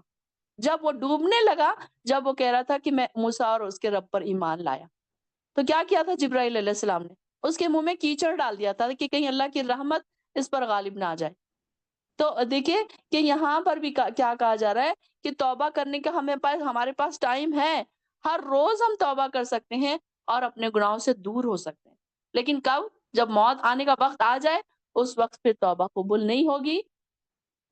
اور اگر کچھ لوگ کفر کی حالت میں ہی مر جائیں تو پھر ایسے لوگوں کے لیے اللہ تعالیٰ نے دردناک عذاب تیار کر رکھا ہے۔ اللہم لا تجعلنا منہم۔ اللہ تعالیٰ ہمیں نیک لوگوں میں بنا، توبہ و استغفار کرنے والے لوگوں میں بنا۔ اے ایمان والو، تمہارے لیے یہ جائز نہیں کہ تم زبردستی عورتوں کے وارث بن بیٹھو، اور نہ ہی انہیں اس لیے روکے رکھو کہ جو مال تم انہیں دے چکے ہو इनका कुछ बड़ा हिस्सा उड़ा लो, इल्ला ये कि वो सारी बदचलनी का इर्तिकाब करे और इनके साथ भले तरीके से ज़िंदगी बसर करो। और अगर वो तुम्हें नापसंद हो, तो हो सकता है कोई चीज़ तुम्हें नागवार हो, मगर अल्लाह ने इसमें बहुत भलाई रख दी है। अब ये देखिए कि कोई बीवी है, अगर कोई नहीं पसंद आ रही है इंसान को, लेकिन ये कि देखिए हो सकता है कि उसकी शक्ल और सूरत अच्छी ना हो। बीवियों में भी अल्लाह ताला क्या कह रहे हैं? हुस्न माशरत का सलूक यहाँ पर सिखाया जा रहा है। कि हो सकता है कि कोई आदत बीवी की कोई आदत पसंद नहीं, हालाँकि वो मोमिना है। हालाँकि मोमिना है, अगर कोई कोई उसकी आदत नहीं पसंद है, तो फिर ये नहीं है कि उसको छोड़ दो। हो सकता है कि वो दूसरी बात उसकी अच्छी हो, वो बात को अच्छी देखो कि कोई अगर शक्ल-ओ-सूरत में अच्छी नहीं है, तो वो नेक सीरत हो, वो तुम्हारे बच्चों को नेकी की तालीम देती है। तो ये कोई चीज़ ज़रूरी नहीं कि तुम्हें जो चीज़ नापसंद हो, उसमें अल्लाह ताला ने तुम्हारे लिए क्या भलाई रखी है, हमें नहीं पता। कभी-कभी ऐसे कि कम शक्ल-ओ-सूरत की औरतें होती हैं, लेकिन उन्होंने घर को इतने सलीके से रखा हुआ होता है, बच्चों को इतना सलीका और तमीज़ और दीन की बातें सिखाई होती हैं कि वो कोई और नहीं सिखा सकता। तो ये देखिए कि उसमें कुछ चीज़ें तुम्हें जो नहीं पसंद आ रही, हो सकता है तुम्हारे लिए बेहतर हो वही चीज़ें। तो ऐसा भी अल्लाह ताला यहाँ पर देखिए कि इंसान को कैसे-कैसे अल्फाज से, कैसे-कैसे एग्ज़ाम्पल से अल्लाह ताला सिखा रहा है। और अगर तुम एक बीवी की जगह दूसरी बीवी लाना चाहो, एट 20 और अगर तुम एक बीवी की जगह दूसरी बीवी लाना चाहो और पहली औरत को बहुत सा माल दे चुके हो तो उसमें से कुछ वापस ना लेना। क्या तुम उस पर इल्जाम लगाकर और खुला जुल्म करके अपना माल लेते हो? किस तरह उसको ले सकते हो जबकि तुम आपस में एक दूसरे को हवाले कर चुके हो और वो तुमसे एक जबरदस्त और मजबूत इकरार भी ले चुकी है और तुम उन औरतों से निकाह ना करना जो तुम्हारे बाप दादा के निकाह में रह चुकी हो, मगर जो बात पहले गुजर गई वो गुजर गई। बेशक ये बड़ी बेहयाई और नफरत की बात है और अक्लन बहुत बुरा तरीका है।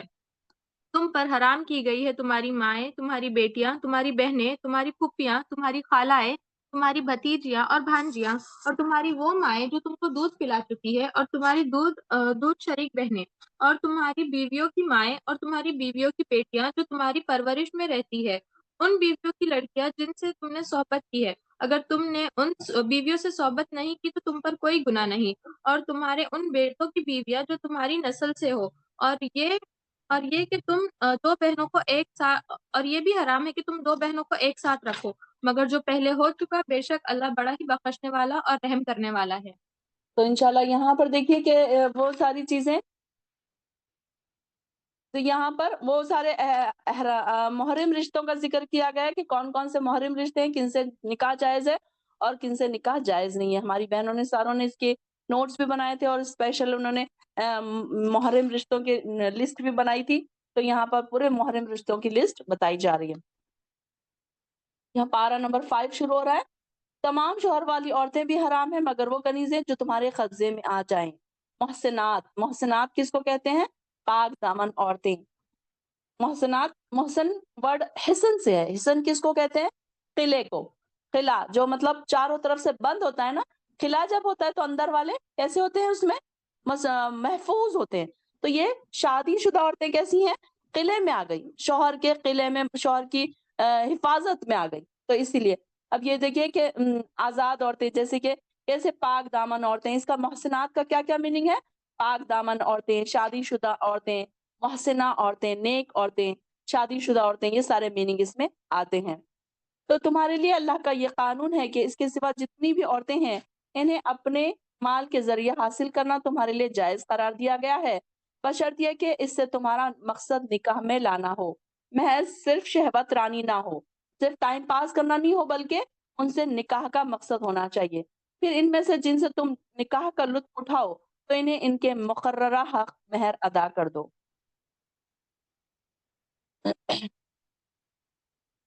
अगर मुकर्रर होने के बाद आपस की रज़ामंदी से कोई कमी या बेशी कर लो तो तुम पर कोई गुनाह नहीं। बिलाशुबा अल्लाह तो खूब जानने वाला और बड़ी हिकमत वाला है।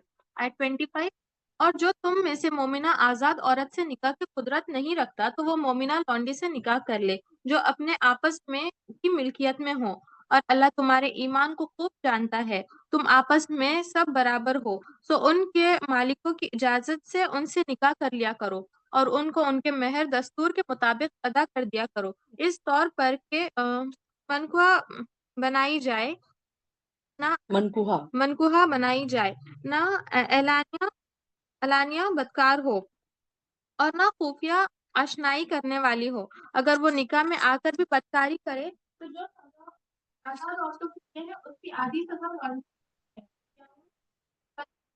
पड़े ये है तो तुम इन दिनों का अंदेशा रखता हो और अगर तुम बात करता है और अल्लाह को बड़ा बड़ा करने वाला है।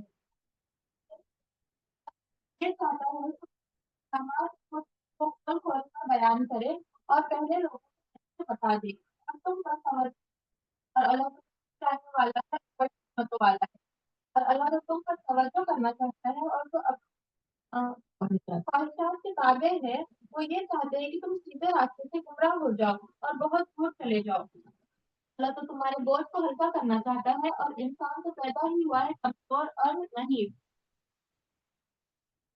ऐ लोगों जो ईमान लाए हो, एक दूसरे का माल नाहक ना खाया करो। अलबत्ता आपस की रजामंदी से तिजारत का लेन देन है।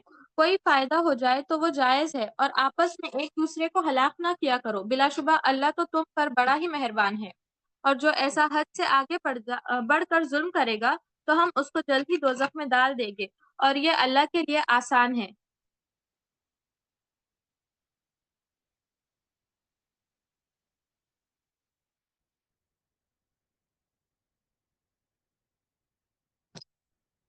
आयत 31। अगर तुम बड़े-बड़े गुनाहों से परहेज करोगे जिनसे तुमको मना किया गया है, तो हम तुम्हारे छोटे गुनाह माफ कर देंगे और तुमको इज्जत का मकाम अता करेंगे। और उस चीज की हिर्स न किया करो जिसमें अल्लाह ने तुमको एक दूसरे पर फजीलत अता की है। मर्दों को उन्हीं के कामों का सवाब मिलेगा और औरतों को उन्हीं के काम का सवाब मिलेगा। एक मिनट, अब यहाँ पर देखिए, अगर अल्लाह ने तुम में से किसी को कोई दूसरी फजीलत दी है, तो उसके ऊपर दूसरों को हसद नहीं करना चाहिए, कमी नहीं महसूस करना चाहिए कि उनके पास तो इतना गोल्ड है, इनके पास इतनी जायदादें हैं, इनके पास देखो हमारे पास तो ये सारी चीजें नहीं है। अक्सर ये औरतों में अक्सर ये होता है ना कि दूसरे औरतों को देखती हैं, अपनी सहेलियों को देखती हैं, अपने घर में अपनी देवरानी जेठानियों को देखती हैं, अपनी बहनों को देखती हैं कि देखो उनके शौहर इतना गोल्ड दिला रहे हैं, उनका घर इतना बन गया, उन्होंने गाड़ी खरीद ली और हमारे पास तो ये नहीं है, वो नहीं है। तो अल्लाह ताला फरमा रहे हैं कि अगर तुम में से किसी को एक-दूसरे के ऊपर कोई फ़ज़ीलत दे रखी है, तो इसकी हवस ना करो, हसद ना करो। यानी कि दूसरों से हसद भी नहीं करना, बल्कि लोगों को खुश होना, दुनिया में किसी को कोई खूबी दी है, तो किसी को कुछ और है। अब देखिए कि किसी के पास अगर पैसा है, दौलत है, तो उनके पास इल्म नहीं है। कई हमारे पास आस-पास हमारे पास ऐसे लोग हैं, जाहिल हैं, अनपढ़ हैं और पैसा ढेर भर के उनके पास। उनको ये भी नहीं समझ आता कि वो पैसा वो कहाँ खर्च करें। लेकिन ये देखिए कि अगर किसी के पास इल्म है तो वो कितना बड़ा खजाना है और उसके पास उनके पास कभी दीन का इल्म है तो वो बहुत ही बड़ा खजाना है। तो इंसान को यहाँ पर ये भी सिखाया जा रहा है कि हसद के बजाय अल्लाह का फजल तलब करना। कि देखिए कोई हसीन है, कोई बदसूरत है, अब ये ना सोचे कि मैं भी इतनी ही हसीन बन जाऊं, मैं भी पार्लर जा जाके तो अपने आप पे ऐसे और ऐसे करा लूं। तो आजकल ये देखिए ना कि पार्लर में जा जाकर तो औरतें सोच रही कि हम मैं बड़ी खूबसूरत बन के वहां से निकलूंगी, बल्कि अल्लाह ताला ने जैसे हमको बनाया है हमको वो वही उस पर खुश रहना चाहिए कि अल्लाह ताला जैसे जो चीज़ हमको दी है उसी में हमको खुश रहना चाहिए। कि देखिए कोई इंसान कैसे हमारे आस-पास कुछ ऐसे लोग हैं जिनके पास पैसा है, जायदादें हैं, दौलत है, उनके पास ऐसी-ऐसी बीमारियाँ हैं कि वो खाने नहीं खा सकते। कोई ऐसा उनके पास ऐसी भी कोई प्रॉब्लम्स है कि देखिए कि अब कोई इंसान है, अमीर तरीन शख्स है, हर किस्म के खाने उसके घर में पड़े हैं। उसको शुगर है तो वो मीठा नहीं खा सकता, उसका ब्लड प्रेशर है वो नमकीन नहीं खा सकता, उसके मुँह में अगर कोई छाले वगैरह है, कोई अल्सर वगैरह है उसको तो वो तेज़ नहीं खा सकता। वो 10,000 किस्म के खाने उसके घर में पड़े हुए, क्या काम के? तो ऐसी चीज़ों का वो हसद इसकी चीज़ों की वो मत करिए कि हवस ना करिए कि कोई चीज़ हमें मिल जाए और वो हम उसको इस्तेमाल भी ना कर सकें फिर। अगर इंसान को वो सारी चीज़ें दे दी जाए और वो उसको इस्तेमाल ना कर सके तो फिर उसका फ़ायदा क्या? तो जो चीज़ हमें मिली है, अगर हमें अक़ल मिली है, आगे हमें दीन की तालीम मिली है, हमें बच्चे मिले, अब ये देखिए कि जिनको बच्चे नहीं है, वो उसी रोने में बैठे हैं कि हमें बच्चे नहीं है, बच्चे नहीं। जिनको बच्चे हैं, वो बच्चों की वज़ह से रो रहे हैं। जिनको शौहर है, वो शौहर की वज़ह से परेशान है। किसी के शौहर इतने ज़्यादा ज़ालिम हैं कि वो अपने शौहरों की वज़ह से रो रहे हैं खून के आँसू। और किसी के पास शौहर नहीं है तो वो इस हाल में रो रहे हैं कि हमारे पास शौहर नहीं है तो इस वज़ह से हमको ये और ये परेशानियाँ हो रही हैं। तो ये यहाँ पर ये बात हमको बताई जा रही है कि किसी को कोई चीज़ दी गई है, किसी को कोई चीज़ दी गई है। तो ज़रूरी नहीं है कि तुमको जो चीज़ नहीं दी गई है, तुम उसके लिए रोते रहो। ये ज़रूरी नहीं है। کہ ہو سکتا ہے اللہ تعالیٰ نے ہر ایک کو, کوئی صحت مند ہے, کوئی کمزور ہے, کوئی مستقل بیمار رہتا ہے, تو کیا ان کی طرف دیکھیے کہ جو چیزیں ہمیں دی گئی ہیں, ہم اپنے, جیسے کہ میں نے پہلے بھی کہا تھا کہ ہم نعمتوں کے انبار کے نیچے زندگی جی رہے ہیں, اپنے نعمتوں کو گننا شروع کریں. کبھی ہم اپنی نعمتوں کو نہیں گنتے. اصل میں یہ مسئلہ ہے نا کہ شیطان ہم کو ہمیشہ شکوے شکایت میں مبتلا رکھتا ہے. ہم دوسروں کی نعمتوں کو دیکھتے ہیں, اپنی نعمتوں کو ہم کم دیکھتے ہیں.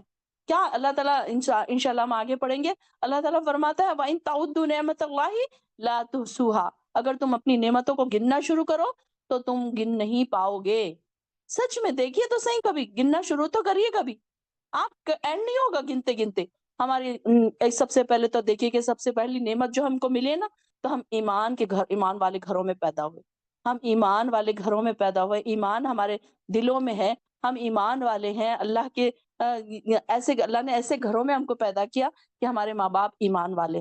ہمیں کوئی کافر گھروں میں نہیں پیدا کیا. سب سے اصل, سب سے اہم بات یہ نا, خوش ہونے والی اور اللہ کا شکر ادا کرنے والی جو بات ہے نا, کہ اللہ نے ہم کو ایمان والے گھروں میں پیدا کیا, ہمارے دلوں میں ایمان کو رکھ دیا.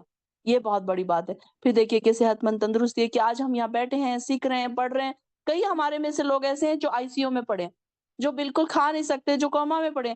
پرسوں ہی میں کسی کی بات سن رہی تھی, ان کا 4 سال کا بچہ ہے, اس کو بخار ہوا اور وہ اس کا بخار دماغ میں چڑھ گیا, اور وہ 1 سال یا 2 سال سے وہ کوما میں. اب وہ دیکھیے کہ وہ ماں باپ کا کتنا برا حال, نہ وہ زندہ ہے نہ مردہ ہے, دونوں کے بیچ کی کیفیت میں. اب وہ دعا کریں کہ کم سے کم اللہ اس کو اٹھا ہی لے. کہ دیکھیے کیسے کیسے لوگوں کے ساتھ حالات پیش آ رہے, ہمارے ساتھ تو وہ سب نہیں ہوا نا. چھوٹی موٹی تکلیفیں ہیں, چھوٹی موٹی پریشانیاں ہیں, کیسے کیسے لوگوں کی پریشانیاں. آج دیکھیے کہ ہماری سانس چل رہی ہے, سانس دیکھیے کہ آکسیجن کے سلنڈرز دیکھیے کتنے مہنگے. جب ہمیں کورونا کے ٹائم پر یہ پتا چلا کہ کیسے آکسیجن کے سلنڈرز کی کتنی وہ ہو رہی تھی, کہ ہر جگہ اس کی پریشانی, مل نہیں رہے ہیں, پریشان ہو رہے ہیں لوگ, ایک ایک سلنڈر کے لیے مارے مارے پھر رہے ہیں لوگ. اور ہم دیکھیے دن بھر میں سے کتنی سانس لیتے ہیں, کبھی ہم نے اس کا شکر نہیں ادا کیا.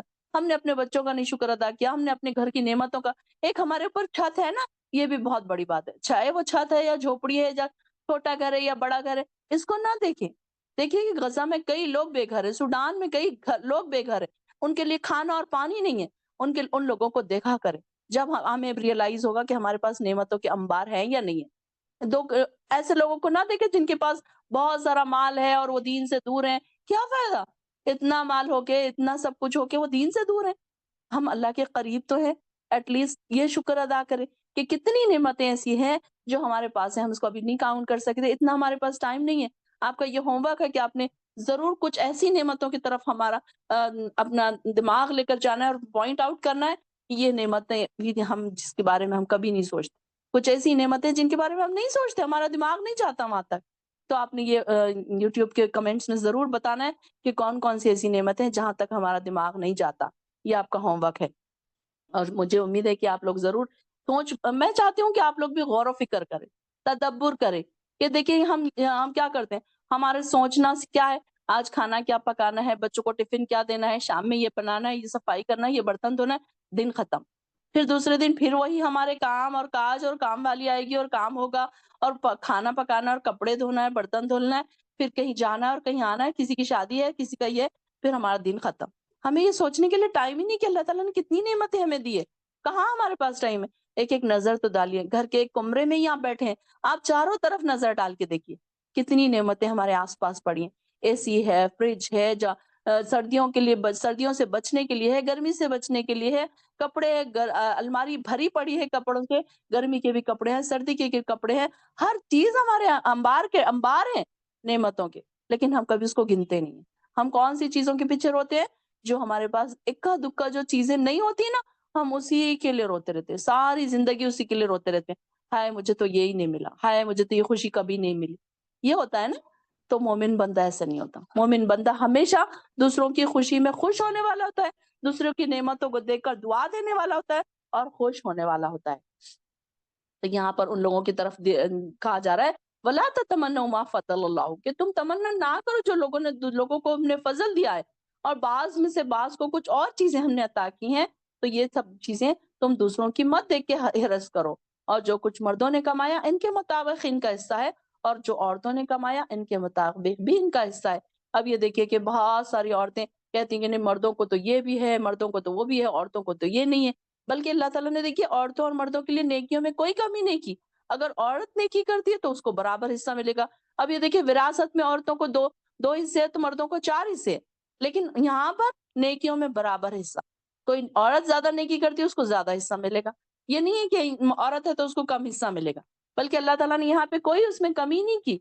हर चीज़ में अजर और सवाब में औरत हर वक़्त अंदाज़े में औरत को बराबर का हिस्सा दिया जाए। अगर औरत और मर्द हज करते हैं तो उनको भी बराबर का हिस्सा है।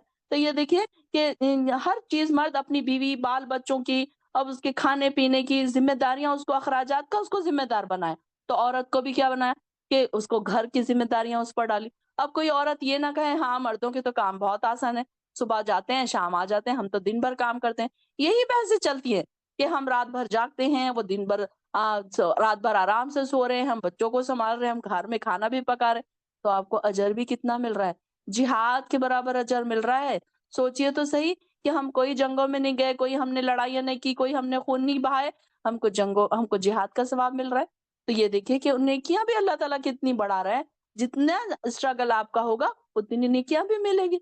तो ये कभी ना सोचे आजकल जो ये मर्द और औरत का बराबरी वाला हुकूक का जो चल निकला है ना नारा, तो इसमें क्या हो रहा है कि औरतें खामख़ा अपने आप को तकलीफ में डाल रही हैं। नहीं हम भी जॉब करेंगे, नहीं हम भी बाहर निकलेंगे, क्या औरतें नहीं कर सकती क्या? क्या औरतें पढ़ी लिखी नहीं? औरतों ने खामख़ा अपने ऊपर तकलीफ़ें डाल ली, घर का भी काम कर रही, बाहर की भी कर रही। अब वो बेचारे उनसे अलग हैं जिन जो बेचारे ज़रूरतमंद हैं, उनको करना पड़ रहा है वो अलग बात। लेकिन खामख़ा सिर्फ़ इसलिए जॉब करना कि घर में बोर हो रहे हैं, तो फिर वो तो कोई बात नहीं है। कि इंसान ये सोचे कि भई मैंने इतना पढ़ा है तो मैं खामख़ा जॉब ही करूँ अब, ज़रूरत नहीं है तो भी जॉब करूँ, तो फिर फिर तो उसके लिए तो तकलीफ़देह हो जाएगा ना, घर में भी वो करे, फिर बाहर भी करे, फिर वो अपने आप पर उसने मुश्किल ही डाल ली ना। और देखिए कि मर्द को अल्लाह ताला ने मजबूत बनाया कि वो मुश्किल-मुश्किल से काम कर सकता है। औरत इतनी कमज़ोर दिल है, उसको अगर थोड़ा-सा कोई ज़ोर से बोल दे तो उसको फ़ौरन रोना आ जाता है। तो ये सारी चीज़ें अल्लाह ताला ने सोच समझ के रखी है औरत के लिए, उसका घर ही उसके लिए जंग का मैदान है, जिहाद का मैदान है। और मर्दों के लिए तो इतनी तकलीफ़ें, मुश्किलें उठाकर वो घर के सब लोगों का सारा कुछ करते हैं मुताबिक उनका जो उनको हिस्सा दिया गया है। यानी कि उनके खुराक, पोशाक, रिहाइश, तालीमी ज़िम्मेदारियाँ, तमाम चीज़ें अखराजात का ज़िम्मेदार उनको बनाया ना अल्लाह ताला ने। अल्लाह से इनके फ़ज़ल की दुआ माँगते रहा करो और यकीनन अल्लाह ताला हर चीज़ को खूब जानने वाला है। आयत 33 और हमने हर माल के लिए जो माँ-बाप और करीबी रिश्तेदार छोड़ गए वारिस मुकर्रर कर दिए हैं और जिनसे तुम्हारा मुआहदा हुआ है उनको उनका हक अदा करो। बिलाशुबा अल्लाह तो हर चीज़ को देख रहा है। मर्द को औरतों के मुहाफ़िज़ और निगरान बनाए हैं, इसलिए अल्लाह ने बाज़ को बाज़ पर फ़ज़ीलत दी और इसलिए भी कि मर्द अपना माल उन पर खर्च करते हैं। फिर नेक बीवियाँ फर्माबरदार होती है और शौहरों की गैर हाज़िरी में अल्लाह की हिफ़ाज़त के साथ उनके घरों की निगरान होती है। अब यहाँ पर देखिए नेक औरतों की 4 ख़ुसूसियात बताई जा रही है, अच्छी बीवी की 4 सिफ़ात। अब यहाँ पर हर कोई सुन ले और ये सोच ले कि आज से मेरे अंदर ये 4 सिफ़ात होनी ही होनी चाहिए। और अगर हैं तो बहुत अच्छी बात है। चेक कर लीजिए अपने आप को कि क्या मेरे अंदर ये 4 सिफ़ात हैं? ये नेक बीवी की 4 सिफ़ात बताई जा रही। फ़ास्सालिहात पहले क्या है?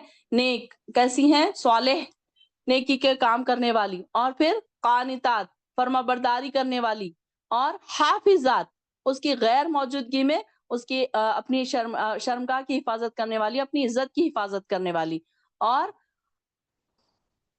उनके हुकूक की हिफाज़त करने वाली। और जिन बीवियों से तुम्हें सरकशी का अंदेशा हो, इन्हें समझाओ, अगर वो ना समझें, तो उनको ख्वाबगाहों में यानी कि अपने बेडरूम्स में उनको अलग छोड़ दो और अगर फिर भी वो ना समझें, तो उन्हें मारो। यानी कि जो बीवियाँ ऐसी हैं, जो बेहयाई का काम करती हैं, तो ऐसी बीवियों को क्या करना है फिर? उनको समझाओ और उनसे बातचीत बंद कर दो, उनको रूम में छोड़ दो और फिर अगर वो फिर भी ना माने, तो उन्हें मारने की भी इजाज़त दी गई है। फिर अगर वो तुम्हारी बात कबूल कर लें, तो खामख़ा उन पर ज़्यादती के बहाने ना तलाश करो। अब कुछ मर्द ऐसे भी हज़रात होते हैं कि खामख़ा बहाने तलाश करते हैं कि औरतों पर किसी न किसी तरीके से ज़ुल्म करें। तो यहाँ पर औरतों के भी हुकूक का बता दिया गया, मर्दों के भी हुकूक का बता दिया गया। यकीनन अल्लाह ताला बुलंद मर्तबे वाला और बड़ी शान वाला है।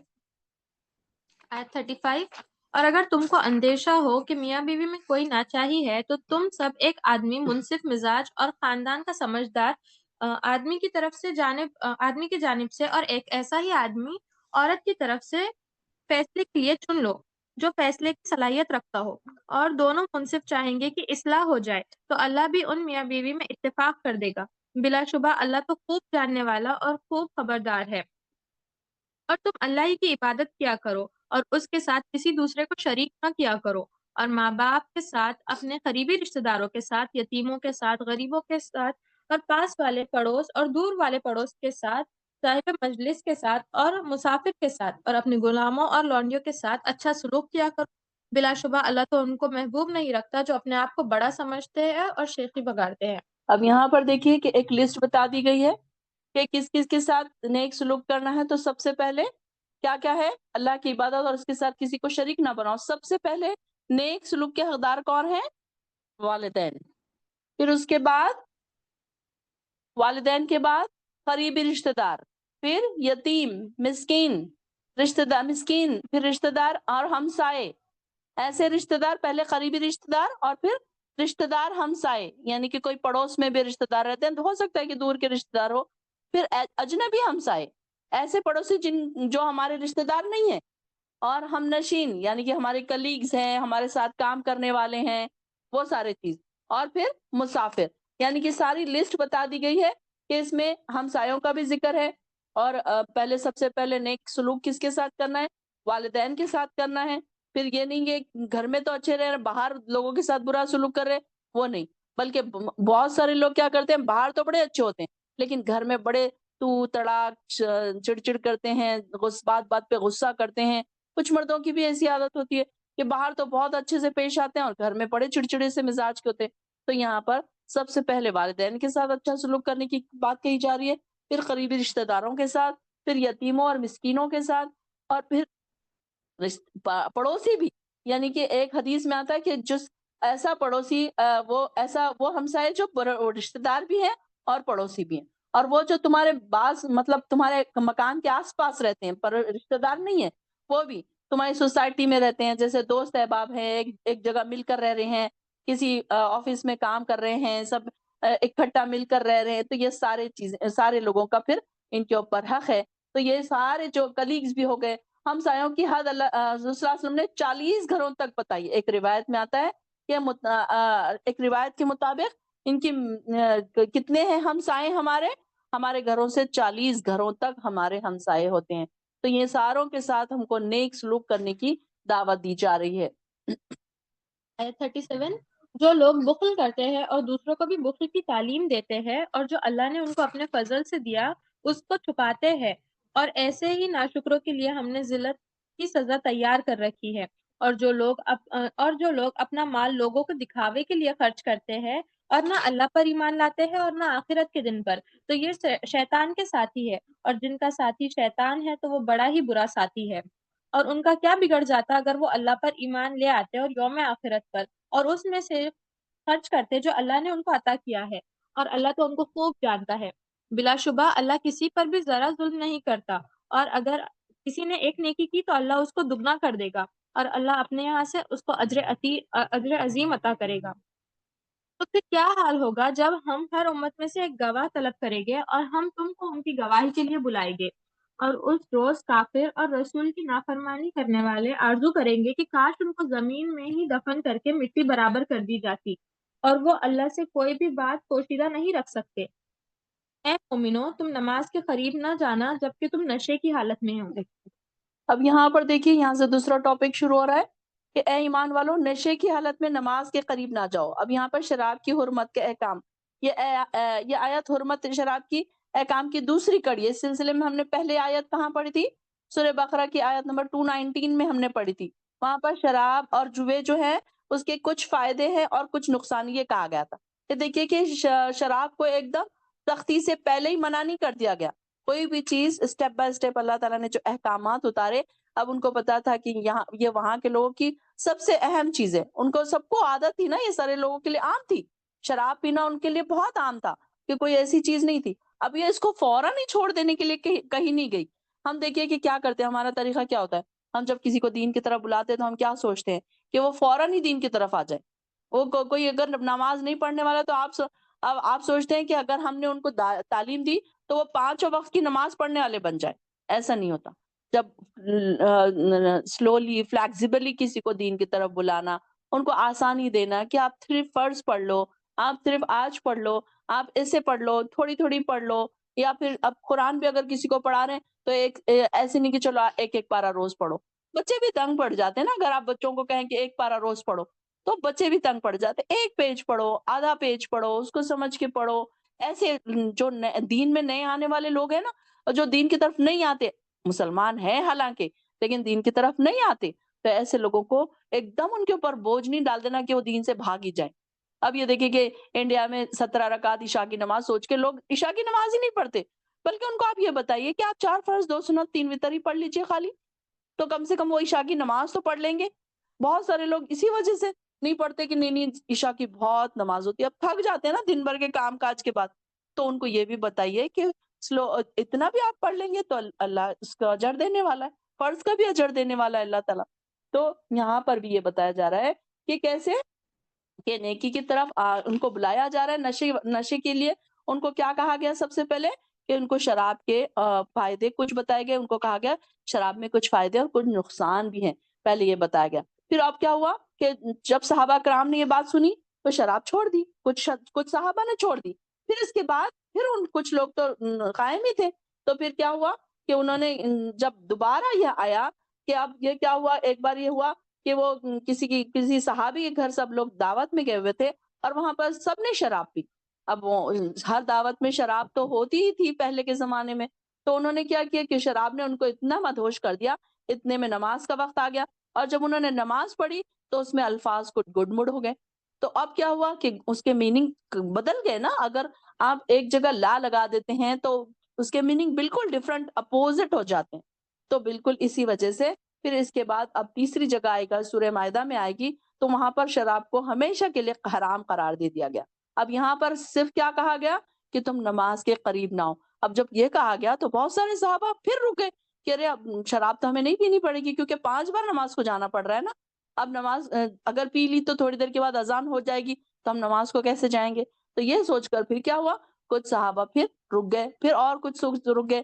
تو ایسے کر کر کے ان میں آہستہ آہستہ سے سلولی اینڈ گریجولی ان کو نیکیوں کی طرف لایا گیا. اللہ تعالیٰ کا طریقہ انداز دیکھیں کتنا اچھا ہے قرآن کا، کہ ایک دم ڈائریکٹ کسی کو منع نہیں کر دیا گیا کوئی گناہ سے، ان کو آہستہ آہستہ پھر اس طرف لایا گیا. اور نہ ہی جنبی جو نہائے بغیر نماز کے قریب آئے. 2 لوگوں کو نماز کے قریب آنے سے منع کیا گیا. جنبی مطلب انٹرکورس کرنے والا، میاں بیوی کے تعلقات قائم ہونے کے بعد نماز کے قریب آنے سے منع کیا گیا. الا یہ کہ وہ راہ طے کر رہا ہو. اگر کوئی ایسا شخص ہے کہ اس کے وہ جاتے وقت راستے میں اس کی مسجد آ رہی ہے تو پھر وہ جا سکتا ہے، یعنی کہ نماز کی نیت سے وہ مسجد میں نہیں داخل ہو سکتا. لیکن اگر اس کا راستہ ہے، اس کے گھر کا راستہ ایسا ہے کہ جہاں سے وہ جا کر مسجد میں سے ہی آتا ہے تو وہ جا سکتا ہے.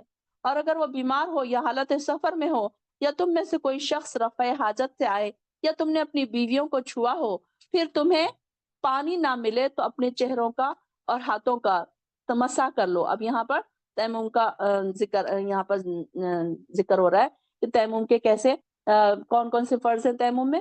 مسح کر لو اور نماز ادا کر لو. اب دیکھیے کہ کون کون سی چیزوں میں ہم تیمم کر سکتے ہیں. کہ اگر بیمار ہے، حالت سفر میں اب پانی کہاں ڈھونڈے گا انسان. کبھی کبھی یہ ہوتا ہے کہ آپ کی بس ایسے جنگل میں رک گئی، اب وہاں نماز کا ٹائم ہو گیا، اب آپ سوچ رہے ہیں کہ اب نماز کیسے پڑھے، وضو تو نہیں ہے، تو ایسی جگہ پر پھر تیمم کر سکتے ہیں. پھر کوئی شخص رفع حاجت سے آیا ہے، یا تم نے اپنی بیویوں کو چھوا ہو، پھر تمہیں پانی نہ ملے. دیکھیے کہ آج کل ہم تو چھوٹی چھوٹی باتوں پر تیمم کر لیتے ہیں، کہ مہندی لگی ہوئی ہے دلہن کو تیمم کر لیا، میک اپ کیا ہوا ہے اس پہ تیمم کر لیا، صبح میں جان پیارا ہے ٹھنڈک ہے تیمم کر لیا. بنا کسی ریزن کے ہم تیمم کر لیتے ہیں نا. تو یہ نہیں، یہاں پر بتا دیا گیا کہ اگر پانی نہیں ملے اور کیسے کیسے ریزن، بیماری بھی کیسی، یہ نہیں چھوٹی چھوٹی بیماریوں کی وجہ سے ہم تیمم کر لیں، بلکہ کوئی ایسی بیماری جس سے آپ کی بیماری بڑھنے کا اندیشہ ہو. اب کے بھی بہت تیز بخار ہے، اگر آپ اس میں وضو کر لیں گے تو ہو سکتا ہے کہ آپ کی بیماری بڑھ سکتی ہے، تو پھر ایسی بیماری میں آپ تیمم کر سکتے ہیں. پھر تیمم میں کیا کیا فرض ہیں؟ تم اپنے چہروں اور ہاتھوں کا مسح کر لو. 2 فرض ہیں تیمم میں. کیا فرض ہے ہمیں بتا دیا گیا. تیمم کے فرائض کون کون سے، انڈر لائن کر لیجئے تاکہ آپ کو کسی کو بتانا پڑے تو آپ بتا سکتے ہیں کہ ہم نے سورہ نساء میں پڑھا تھا تیمم کے فرائض انڈرلائن کر کے رکھ لیجیے آپ. تو تیمم کے کون کون سے فرائض ہیں؟ بہت سارے لوگوں کو تیمم کرنے کا صحیح طریقہ نہیں آتا ہے، پورے سٹیپس کرتے ہیں جو وضو میں ہیں. تو یہاں پر صرف 2 فرض ہیں، چہرے اور ہاتھوں کا مسح، اور نماز ادا کر لو. یقیناً اللہ تعالیٰ نرمی سے کام لینے اور بخشنے والا ہے. دیکھیں اللہ تعالیٰ اگر یہ کہتا کہ نہیں، بیمار بھی ہے، بخار بھی ہے، پانی بھی نہیں مل رہا، چاہے جو بھی ہو جائے وضو ہی کرنا پڑے گا، تو پھر کیا کرتے ہم؟ اللہ تعالیٰ کتنا رحم دل ہے نا اپنے بندوں پر، کتنا نرمی سے کام لیتا ہے اللہ تعالیٰ. الحمدللہ، سبحان اللہ بحمدہ، سبحان اللہ العظیم.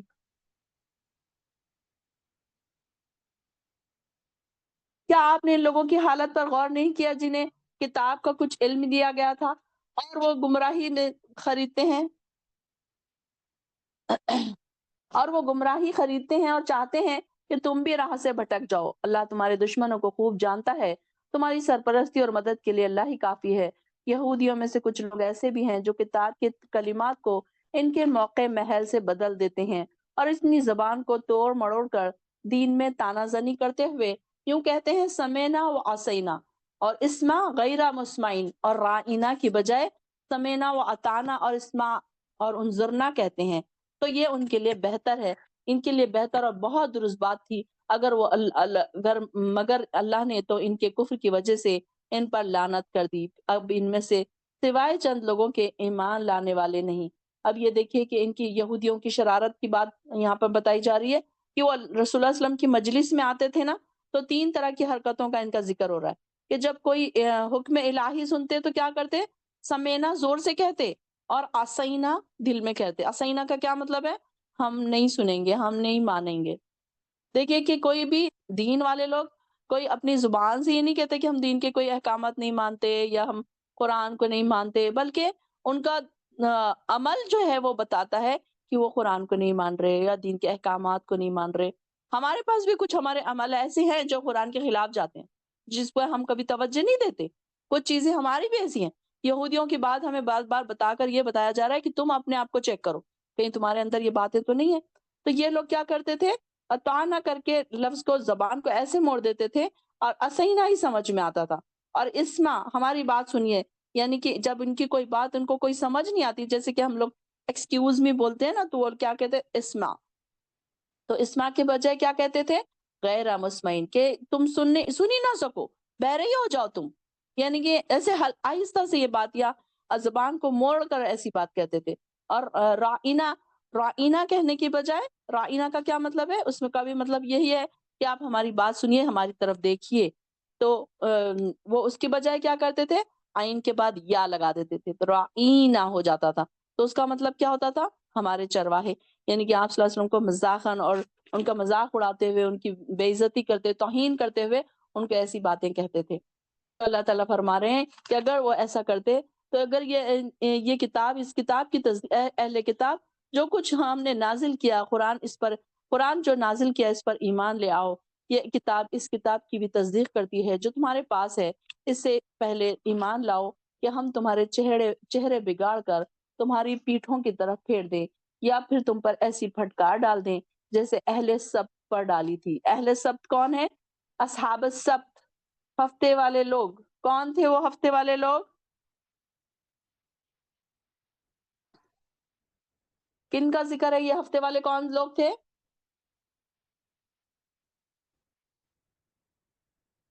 ہاں، جو بندر بنا دیے گئے تھے. Very good. یہودیوں میں سے ان کو کیا کہا گیا تھا؟ کہ ہفتے والے دن ان کا عبادت کا دن، ہفتے والا جو دن تھا ان کی عبادت کا دن تھا نا. تو ان کو کیا کہا گیا تھا؟ ہفتے والے دن مچھلیاں نہ پکڑیں. تو انہوں نے کیا کی تھی کہ انہوں نے اتوار کے دن انہوں نے گڑھے بنا لیے تھے، اور ہفتے کے دن وہ نہیں پکڑتے تھے، اور جا کے مچھلیاں ساری کی ساری وہ گڑھے میں جمع ہو جاتی تھی، تو اتوار کے دن وہ جا کر اس کو لے لیتے تھے. تو ان کے اوپر اللہ تعالیٰ نے کیا کیا؟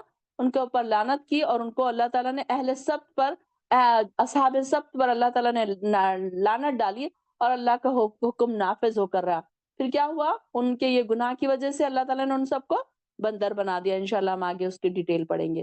اگر اللہ کسی کے ساتھ، آیت 48، بے شک اللہ نہیں بخشتا اس بات کو کہ اس کے ساتھ کسی کو شریک کیا جائے، اور اس کے سوا دوسرے گناہ جسے وہ چاہے معاف کر دے، اور جس نے کسی کو اللہ کا شریک بنایا اس نے بڑے جرم کا ارتکاب کیا۔ کیا آپ نے ان لوگوں کو نہیں دیکھا جو اپنے آپ کو بڑا پارسا پاک باز بتاتے ہیں، بلکہ اللہ ہی پاک بناتا ہے جسے چاہتا ہے، اور ان پر تاگے برابر بھی ظلم نہ ہوگا۔ آپ دیکھیے تو اللہ پر یہ کیسی کیسی جھوٹی باتیں لگاتے ہیں، اور یہی بات مجرم ہونے کے لیے کافی ہے۔ آیت 51، کیا آپ نے ان لوگوں کو نہیں دیکھا جو جن کو کتاب کا ایک حصہ ملا ہے، وہ پھر بھی بتوں اور شیطان پر ایمان رکھتے ہیں، اور کفار کے بارے میں کہتے ہیں کہ یہ تو ان مسلمانوں سے زیادہ راہ پرست ہے۔ یہی لوگ ہیں جن پر اللہ نے لعنت کی ہے، اور اللہ جس پر لعنت کرے تو تم اس کا کوئی مددگار نہ پاؤ گے۔ ایک منٹ، اب یہاں پر دیکھیے آیت نمبر 51 میں جبت اور تاغوت کا ذکر ہے۔ جبت اور تاغوت کیا ہے؟ یعنی کہ جبت کیا ہے کہ یعنی ایسی چیزیں جبت دراصل وہم پرستی ہے، خرافات ہے، جس میں جادو، ٹونے ٹوٹکے، جنتر منتر، سیاروں کی انسان کی زندگی پر کیا اثرات ہو رہے ہیں، ستاروں کے کیا اثرات ہو رہے ہیں، وہ انسان کرتا ہے نا، اس میں وہ بتاتا ہے۔ تو یہ ساری چیزوں سے کیا ہے، یہ جبت ہے یہ۔ اور کیا ہے؟ فال گری لینا، گنڈے، تعویذ، انسان، یہ ساری چیزیں کیا ہے؟ جبت ہے۔ اور تاغوت کیا ہے؟ تاغوت یعنی کہ ہم نے اس کے بارے میں بہت ڈیٹیل، یہ والی آیت کو ہم نے بہت ہی ڈیٹیل ایکسپلین کیا ہے، تو ضرور آپ لوگ بھی اس کے ڈیٹیل ایکسپلینیشن ضرور سنیے آپ لوگ۔ تاغوت کیا ہے؟ تاغوت ہر وہ باطل چیز ہے جو اللہ کے احکام سے دور کر دے، انسان کو دور کر دے۔ اب یہ اس میں حکومت بھی آ جا سکتی، یا پھر کوئی گاؤں کے چودھری بھی آ جا سکتے، یا کوئی پیر مشائخ بھی آ جا سکتے۔ اب جیسے کہ بادشاہ تھے پہلے کے زمانے میں، فرعون تھے، نمرود تھے، سرکش بادشاہ تھے نا، تو وہ اللہ کو، اپنے آپ کو اللہ کہہ کر کیا کرتے تھے؟ وہ اللہ سے دور کر دیتے تھے۔ تو یہ ساری چیزیں جبت اور طاغوت میں آئیں گی۔ ایسی بہت ساری چیزیں جو ہمیں اللہ تعالیٰ سے دور کر دے، اللہ کے احکامات ماننے سے انکار کر دے، تو وہ ساری چیزیں طاغوت میں آ جائیں گی پھر۔ آیت 53، کیا ان کے پاس کوئی سلطنت کا حصہ ہے؟ اس صورت میں تو وہ لوگوں کو ذرا سی چیز نہ دیتے۔ کیا وہ دوسرے آدمیوں سے اس چیز پر حسد کرتے ہیں جو اللہ نے اپنے فضل سے ان کو عطا کی ہے؟ تو جو ہم نے ابراہیم کے خاندان کو کتاب دی اور حکمت دی، اور ہم نے ان کو بڑی سلطنت دی، تو جو ان میں سے بعض تو اس پر ایمان لائے اور بعض نے روگردانی کی، اور جو ان کا نام مانے ان کے لیے دوزخ کی دہکتی ہوئی آگ کافی ہے۔ بے شک جو ہماری آیت سے منکر ہوئے تو ہم ان کو جلدی ہی آگ میں ڈال دیں گے، جبکہ ان کی کھال جل جائے گی تو ہم اس کی جگہ فوراً دوسری کھال پیدا کر دیں گے تاکہ عذاب کا مزہ چکھتے ہی رہے۔ بلا شبہ اللہ زبردست اور حکمتوں والا ہے۔ چلیے یہاں پر ربا ہو چکا ہے، یہاں تک انشاءاللہ بس کرتے ہیں۔ وآخر الدعوانا ان الحمد للہ رب العالمین۔